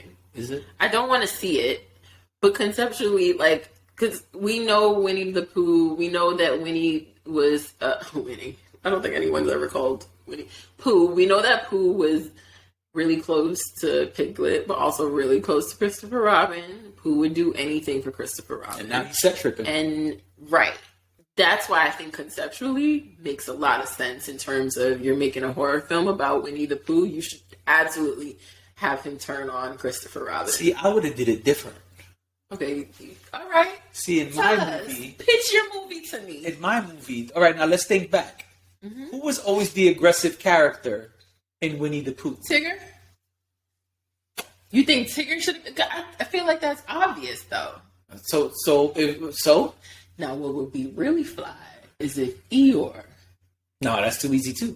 You're right. Because he's already, You're right. moping around. That's too easy. That is easy. See, but this is where it gets interesting. Because in my movie, where Rabbit and Tigger are not cool, they would be the best serial killing buddies in my film. Oh, I forgot about Rabbit. Because remember, Rabbit's character is he's angry, crotchety, irritable. People don't... Rabbit doesn't get enough shine. I mean, he's kind of not the character people like. Right, But that's why he would be, in my film, the accomplice. Rabbit was interesting. He might even be the mastermind in my film. Because clearly Tigger can't be the mastermind, right? Rabbit and so should be Tigger could be like the weapon, so to speak. You know what I'm saying? Like, he could be... Rabbit should be the one who, brainwashed all of them and, groomed them over the years. And there it is. And now Rabbit is... planted the seeds and is like, nah, you go kill, you go do this, Right. you go do While that. I sit back and eat my carrots. Exactly. See? Yeah. And I did that in 2 minutes, y'all. Imagine what I could do if y'all gave me a budget. I'll produce it. There it is. So that's it. That's fascinating. I'm never going to see a Winnie. I'm probably not watching either one of the two movies we just discussed, but I just thought, since we're speaking about TV and film now, I should bring it to the pod. You should bring it to the pod. Open up the discussion. And maybe get it a couple ticket sales because they both can probably use a couple extra ticket sales. This is true. Speaking of people who are in movies, Can I switch out the JD cam battery? Yeah. Okay, you can introduce. I'll be back. We are, Go ahead. there's a topic that's been All over the place. all over the place the last week or so. The latest installation of the Marvel franchise has come out. It came out on February 17th, I believe. Yes, very good. Ant-Man and the Wasp, Quantum Mania is the movie that came out. Now, the reason this is relevant to us, don't make faces off pod that people can't see. The reason this is relevant to this conversation, is that better? Yes. The reason this is relevant to this conversation is because the villain of this movie is played by Jonathan Majors, who is getting a lot of buzz these days because of this and other projects he is working on. Yeah, so Jonathan Majors is the villain of Ant-Man and the Wasp. Yep. He plays Kang the Conqueror. Yep. And, you know, so as I said, he's getting a lot of buzz right now because this is Marvel is a huge deal. Yes. For anyone. Yes. And then he's also going to be playing alongside Michael B. Jordan in Creed 3, which is coming out in a few days. Yes. So I also think he has another movie coming out soon, but I don't remember the title. So yeah, he's out and about and on the scene, and he is on the come up. He is on the come up. So, you know, he's getting magazine features and, you know, he's doing a lot of interviews and things like that. Yeah. And so Ebony magazine. Is that the Valentine's Day one too, or no? Mm-hmm. Okay.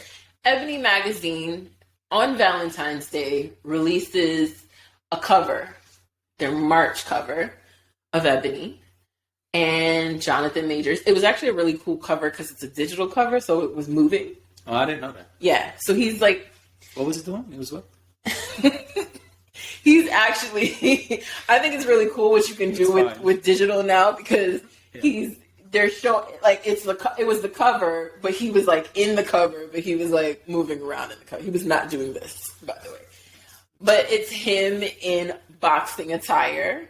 His top half is naked, and then or he's shirtless, I should say, and he's like throwing roses and things like that. He has like roses in his teeth, and you know, that's the one I saw. All of that, yeah.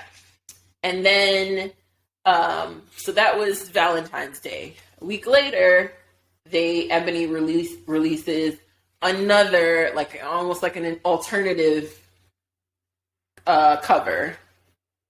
Yeah. Of him in a pink feathery jacket. I think he was wearing jeans, and he's like sitting at the top of a couch, if I'm not mistaken. His legs are crossed, which I just learned is called cock shaming. I did not know that. I don't even know. I didn't even totally fact check that. I googled cock shaming, but I see a few definitions of what cock shaming is because people also believe cock shaming to be women speaking negatively about men's penises. So that is the more logical definition. Yes, but I guess cock shaming, from what we learned, was that, you know, when you're like crossing your legs and not allowing your penis to be free, you are cock shaming. So what we saw, they said that cock shaming is when a man is not allowing his penis to be in view. Yeah. He is purposely guarding and hiding the penis, the cock, from the view of the people, usually by crossing of the legs. That was very eloquently said. Oh, thank you. I mean, also cock has always been a weird word, but anyway, neither here nor there. I just feel like I have like 22 thoughts, but I'm gonna be quiet. I just think it's a really aggressive word. It's supposed to be. Kind of like the other C word that is used to refer to women. It's really aggressive. But anyway, that's not, whatever. So he's being accused now of cock shaming. Cock shaming. He's also, there's an uproar about it. because About his cover, not about the cover, because people feel like this is emasculating towards Black men. Oh, he also like purses his lips, kind of like he's doing duck lips. Yes.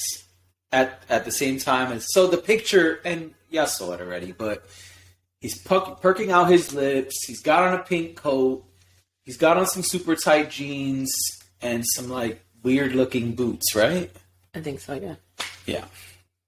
The shoot, I think that it is perceived as a more effeminate portrayal of him. And you're saying this is what people are saying. This is right. So people are seeing the pink, they're seeing his legs crossed, they're seeing him Luther lips. doing the lips, doing something with his lips. Which I just want to point out that Jonathan Majors is a man who he really can't hide his lips. So it's very. Some of us can't. It's also. Just being honest. It's also. We got lips. Jonathan Majors is the kind of person who can't hide his lips. Right. I just want to point that out because But there's a difference when you, or whatever he did. I can't do it. Is that what he did? Let me see it again. Let me see it again. Show me. That's the Luther lips. No, Luther lips. You know, Luther lips are kind of like. That's not the Luther lips. I don't know. Anyway, There's a difference between your lips existing and you perking them out. I understand. What I was going to say is that in a photo shoot, a lot of frames get taken, right? Yes. So you're encouraged to move around and engage with the camera, and then that turns into, it's kind of like when you do a burst on your phone, and you end up with all of these images, one after the other, of your different movements. So if he went to say something, or he whatever, it's like, hey, you. There are a lot of different reasons why.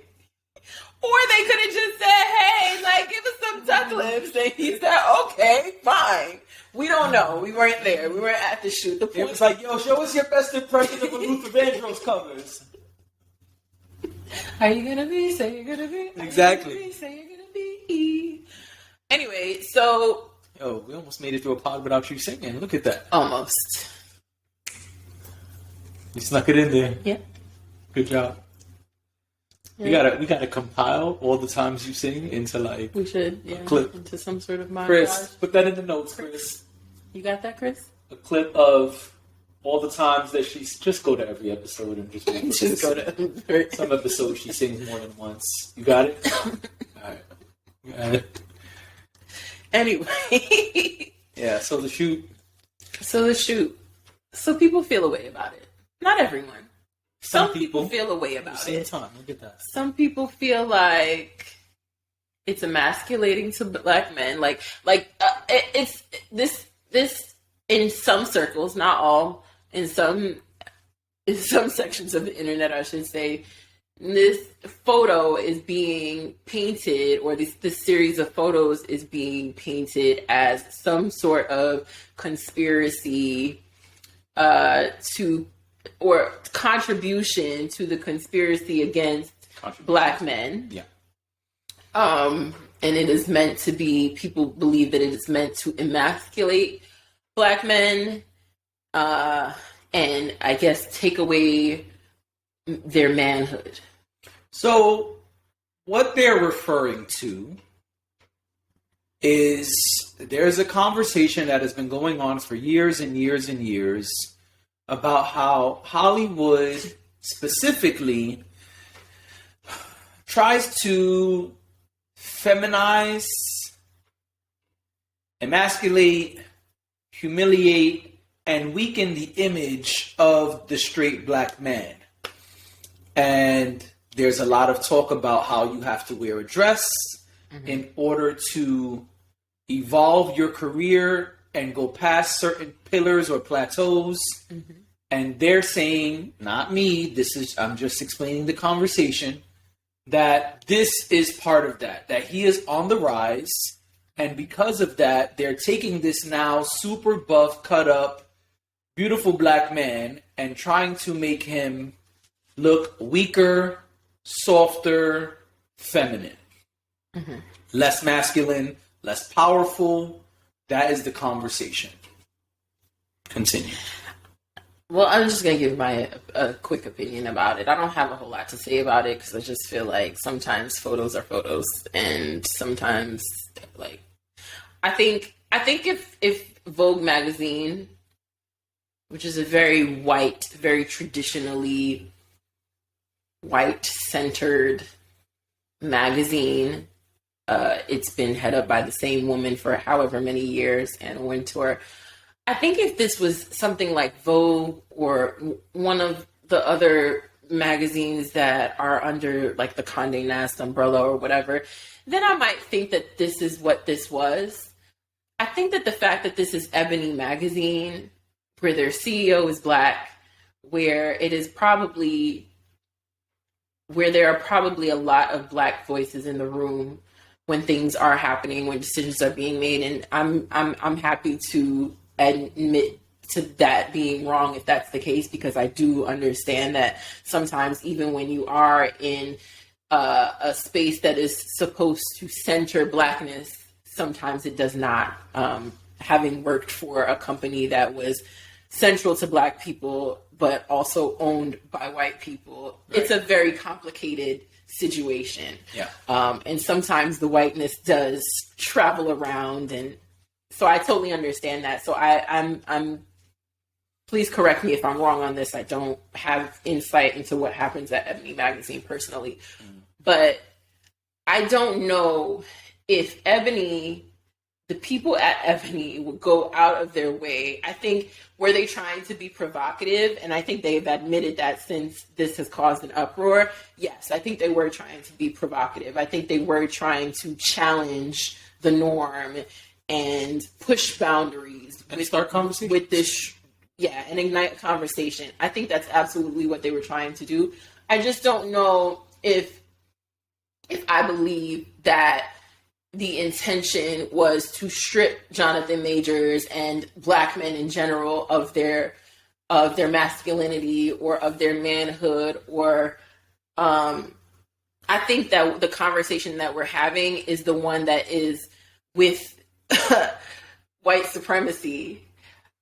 And when you bring that into a space that was supposed to be safe for all of us, that is a largely black space, what are we doing? I'm happy to have the conversation about it. I think it's totally relevant to talk about how the media portrays black men. I just think that in this particular instance, who are we fighting with, ourselves? Yes. And is that really what happened? Or is that just the way we talk a lot about, like, there's these different sections of people, especially on the internet. There's a section of people on the internet who are always going to say that everything is against the black man, right? Or always going to say that everything is against black people. I think sometimes we have to ask ourselves, though, like, where did this come from? Who wrote the article? Who managed the photo shoot? Like, I think those things are relevant before we get to the point where we're like, oh, they were trying to emasculate black men, or they were trying to take away Jonathan Majors' manhood. I also don't believe the assertion that Jonathan Majors had no choice, because I know that's a part of the conversation, that someone made him do this. And they can't make you do anything, like they can strongly encourage. They can also say, I won't work with you if you don't want to adhere to what we've decided. I don't know if I believe that that's what's happening over at Ebony magazine with black actors and singers and whoever else they're putting on their covers, because it's a different conversation when other black people are in the room. So I had a hard time with this reaction, not because I think that anything regarding the conversation around emasculating black men or portraying black men in a negative way. I absolutely think that exists. And I absolutely think that it's worth the conversation. I just don't know if that's what happened here. Gotcha. And that's been my frustration with it. I'm like, okay, but is that really what happened? Like, if Essence would have posted it, it probably would have been the same situation. I feel like I'm a little bit closer to Essence because I've actually interacted with people who have worked there over the years and whatever. And again, had Essence been the one to put that out, I don't think that it would have been because of the fact that they were somehow trying to strip this man of his masculinity or his manhood. And honestly, if this particular man felt like he was being stripped of that, then I would hope that he would have spoken up and he would have said so. And I hope that he would have walked away from it if that were truly the case. The hangups that we have about the problems and the issues that we have in our community, I think it's okay to have those frustrations and it's okay to start conversations about them, but then we don't need to wait for Jonathan Majors to cross his legs and purse his lips before we have that conversation. That was my takeaway. Gotcha. Okay. So, number one, good art pushes boundaries. Yes. Good art challenges the status quo. Absolutely. This accomplished both of those. Indeed. Check. 100%. Next. Jonathan Majors and the person in charge of the photo shoot said publicly at this point that this version of the photo shoot, this cover that's causing all the commotion, all the commotion, air quotes. Come on, come with the facts, because I know you got the, Yeah. Was inspired by a character. And you're the. that's how we do things. Good cop, bad cop? Yes, I bring the emotion and you bring the facts. So come on, because I know you got it. Was inspired by a character from an anime called One Piece. And so they looked at this particular character and tried to bring that character to life, so to speak. Yep. And so that should cancel out all that other shit. All of it. But wait, there's more. Even if it was not inspired by the anime character, let's say they made that up. They didn't, but just make believe. Like we used to say when we were littler, right? Even if they did make that shit up, and that's not the case, he just saw a pink feathery coat and wanted to put it on. Why is that a problem? Prince wore all type of wild shit. Who else? Well, hold on. Let me do it. Let me not go too far back. Because there's a list. Because I know, but I'm not going to use the list that we already saw. I'd like to go somewhere different. Okay. I'd like to go somewhere more recent. Cameron made pink famous for the hood. And had a coat very similar to the one that Jonathan Majors was wearing. He had everything pink. He did. And not The only big was earrings. and not only was Cameron never said to be emasculated, Cameron was championed, and a lot of people started mimicking that Cameron pink fashion. Yep. But wait, Yep. there's more. Because men wearing pink is definitely like a 2010s type of thing. Last Somewhere pod, in the 2000s thing. Yeah. last pod, I said, yo, I was digging Trevor Noah's pink suit. Then I even said, wait, maybe it's not pink, maybe it's salmon. Because I listened back to our last episode too. So if Trevor Noah can do it, Nobody questions. if Cameron can do it, if Prince can do it, I wore pink last pod. You did. You probably wear more pink than I do. You know what I'm saying? I mean, and why not? And that brings me to my next point, which is there was a whole movement of like real men wear pink. Yes. Wasn't that like the movement? Yes. And so that's why I'm saying I don't feel understand. like that's a 2010s type. I don't understand where this comes from. Now, I do believe that Hollywood shit is true. I do believe there's clear evidence where, hey, this person threw on a dress and they went way up. Mm-hmm. This person did a record with this other person and their shit went way up. Mm-hmm. I do totally believe that is true. But that doesn't mean it's the case every time somebody throws on some stylish shit. And Kanye, the person who many people champion for fashion, also wore pink plenty of times. In fact, didn't he wear it in like the first? No, in Through the Wire, he didn't have pink on. But in All Falls Down, didn't he have pink on? Of course you would remember, but I think he did. I believe and he talks about that as one of the challenges in his early albums.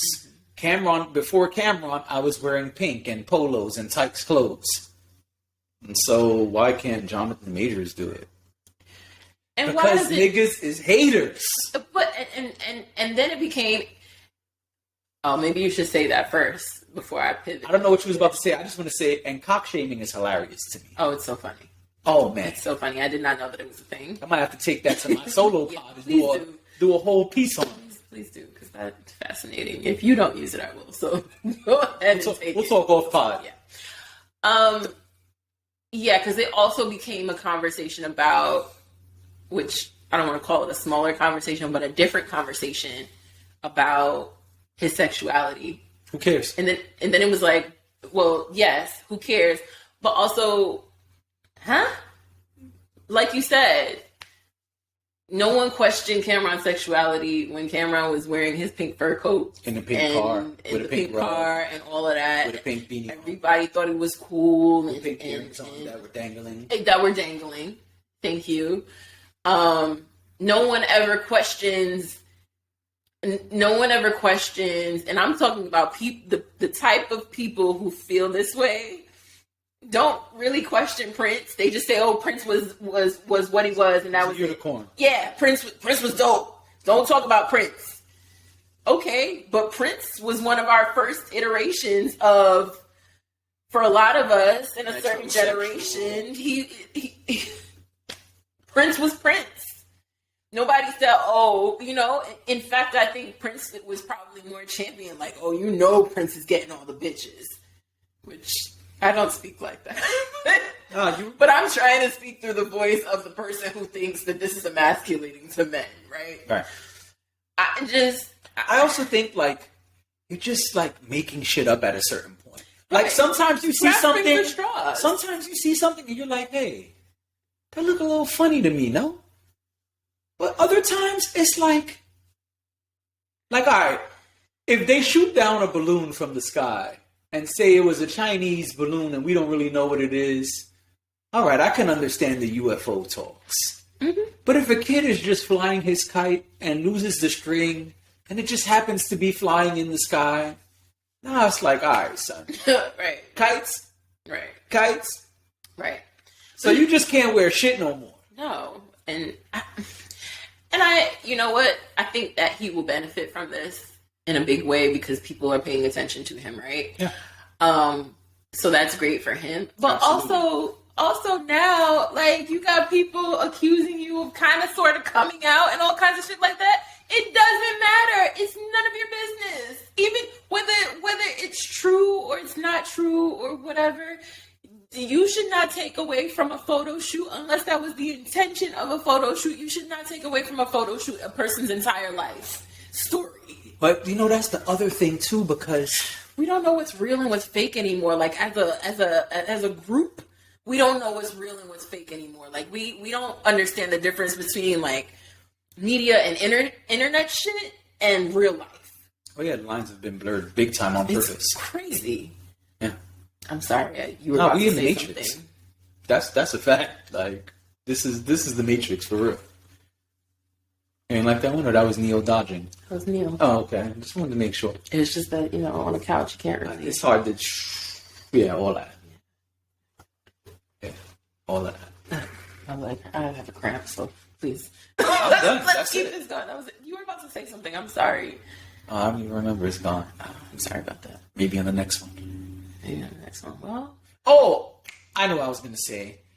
Part of being in a photo shoot is now you're taking on the role of a model. I would imagine Playing a role. I would imagine that an actor who's told to be a model for the day is trying to get into his role. And so now let's have a real conversation about modeling, which goes back to my first 2 points of art pushing boundaries and challenging status quo. If Jonathan Majors was naked with another naked man on top of him, isn't that like model shit? Could be. I'm being extreme. It could be, depending I'm being on what, extreme. Yeah, sure. But when you go to the modeling aspect, there's all types of nudity, risque, erotic, quote unquote homoerotic, which I don't really like the term. But I'm just saying these are the things we see and call out, or rather don't call out when it's modeling. And so there's all type of images of like a man naked like this, and then people touching him, and you don't know if it's a man or a woman, or sometimes it's clearly men. No one says, "Oh, that model is gay, like super gay." But this is also what happens when people don't know you, and you are now on the rise, and there is someone new on the scene to talk about. Because again, certain people would have never gotten the same smoke, or when there are certain people who wouldn't be questioned this hard. Didn't Michael B. Jordan just get a bunch of buzz for wearing pink on the red carpet? Yeah, I think it was a pink cardigan and some wide leg pants. I'm done here. Listen, if you want to see how men's fashion today really pushes boundaries, they wear women's clothing. Oh, absolutely. But I'm just saying, I follow GQ on socials, on Instagram. And the reason I do is not necessarily because I want to look at the men, but because I think that it's really interesting the way they dress them when they're in the magazine, but also they feature like men out and about, like celebrity men out and about. So they featured, that's how I knew about the pink cardigan and the wide leg pants, because they posted Michael B. Jordan. They post all kinds of things. They'll do their own specific shoots where they try to push the boundaries when it comes to men's fashion. Yeah. And I just find it really fascinating because I think it's one of the few places, at least for me, that I know of, that you can go and you can see how men really do express themselves in a very interesting way. And let's be honest, men's fashion is very limited. Like fashion that is specific to men, that is created for men's bodies, is very limited. Women have a lot more options. There's a lot more variables that get put into the mix. The one shoulder here and the slit leg over there. Just the nipple covered like little kids. No, I'm kidding. And men kind of work with shirt and pants and a jacket and, maybe some headgear or something like that. Right. It becomes very limited. Like, we have hats, but then we have headbands, and then we have like half hats, like a fascinator or whatever. I've never even heard the word fascinator before. I'm not joking. Look at you learning things. Wow. Look at you learning things today. There's so many different things. So I think that it's always interesting to see how men push the boundaries. They also featured A$AP Rocky recently, where he was wearing some wide leg pants. It was a suit, but to me it looked like some pants I would wear. I saw it. And he's also a person who pushes the limits on fashion. And has been for years. Right. I'm about to say, they like to say he's a very fashion forward. Yeah. They don't question anything, They heard that his woman was Rihanna. They never said, oh, he's in the closet, or which they have accused Kanye of. That's the term? She's his beard. Yeah, they never said that was the beard. That. They used to say that Kim was Kanye's beard. I'm familiar. But, yeah, they don't do that to everybody. No. Whoever they are. They don't do that to everybody. And I don't know. I just, like, on one hand, I was like, I'm glad people are talking about him, because I think that he is a really interesting actor. I think the roles that he plays is really interesting.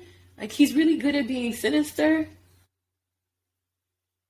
Which, that's why I'm kind of, I don't know. I don't want him to get typecast. I want to see him do other things. I don't think he has been typecast. I think he's doing everything and anything right now. No, I just mean, like, down the line. I don't mean today. But, but, because I think he's doing well balancing. Like, yeah, he's Kang. I don't know what he was in Lovecraft Country. I I don't didn't either. watch it, but he's in like the movie Being the First Black Air Pilot or whatever it was, Devotion. That I didn't see. Me either, but I'm saying he's in that. He's not a bad guy in there. No. In Creed, he's the bad guy. What's the other movie he was in? I don't remember. It's another movie I saw with him in, and he's got range, and I think that he's doing a good job of showing that. I don't think he'll be typecast, but yes, he's on the rise. He's on the rise, and even in him playing the bad guy in Ant-Man, you saw him, struggling and hopeless, and later it changed, which I'm not going to spoil it, but Right, and I think that's why I say that too, because I know Ant-Man just came out, and then Creed is coming out, and I know he's supposed to play the bad guy. I mean, at least that's the way they're giving it to us. Ant-Man? No, in Creed. Oh. At least that's the way they're giving it to us. But there's something about him. He has like this very subtle demeanor about him. He's not an actor who is over the top in the way they act. And it almost gets you a little bit, because like when you're watching him as King the Conqueror, you're like, wait, is he a good guy or is he bad? Or he's got range. It's almost in his role with Marvel, he's almost like very quietly maniacal, and I enjoyed that very much. But now I'm just going off on a tangent. All right. But anyway. I think that's it. I think that's all we got, right? Yeah, I ain't got nothing else. They got to stop with the bullshit. They do. It's ridiculous. We said grabbing at straws, that's the term? Mm-hmm. I haven't heard that in a long time, but yes, that is what's happening. Absolutely. Yeah. It's kind of crazy, but not not surprising.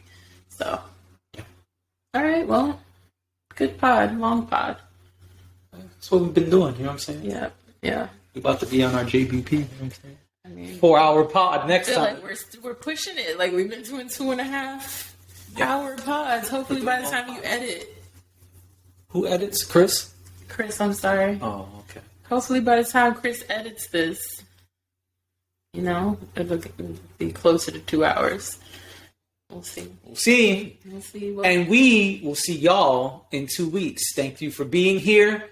Thank you for supporting. And if you made it this far, man, lots of love. Thank you. And please, if you don't mind, don't forget to like, comment, subscribe. Maybe share with a friend. Maybe. Do share with a friend and make sure they like, comment, and subscribe as well. And if you see Winnie the Pooh Let us know how we went. or Cocaine Bear, hit us up and let us know how that shit went. I'm nervous about both of those. Well, we'll see y'all next time. Bye.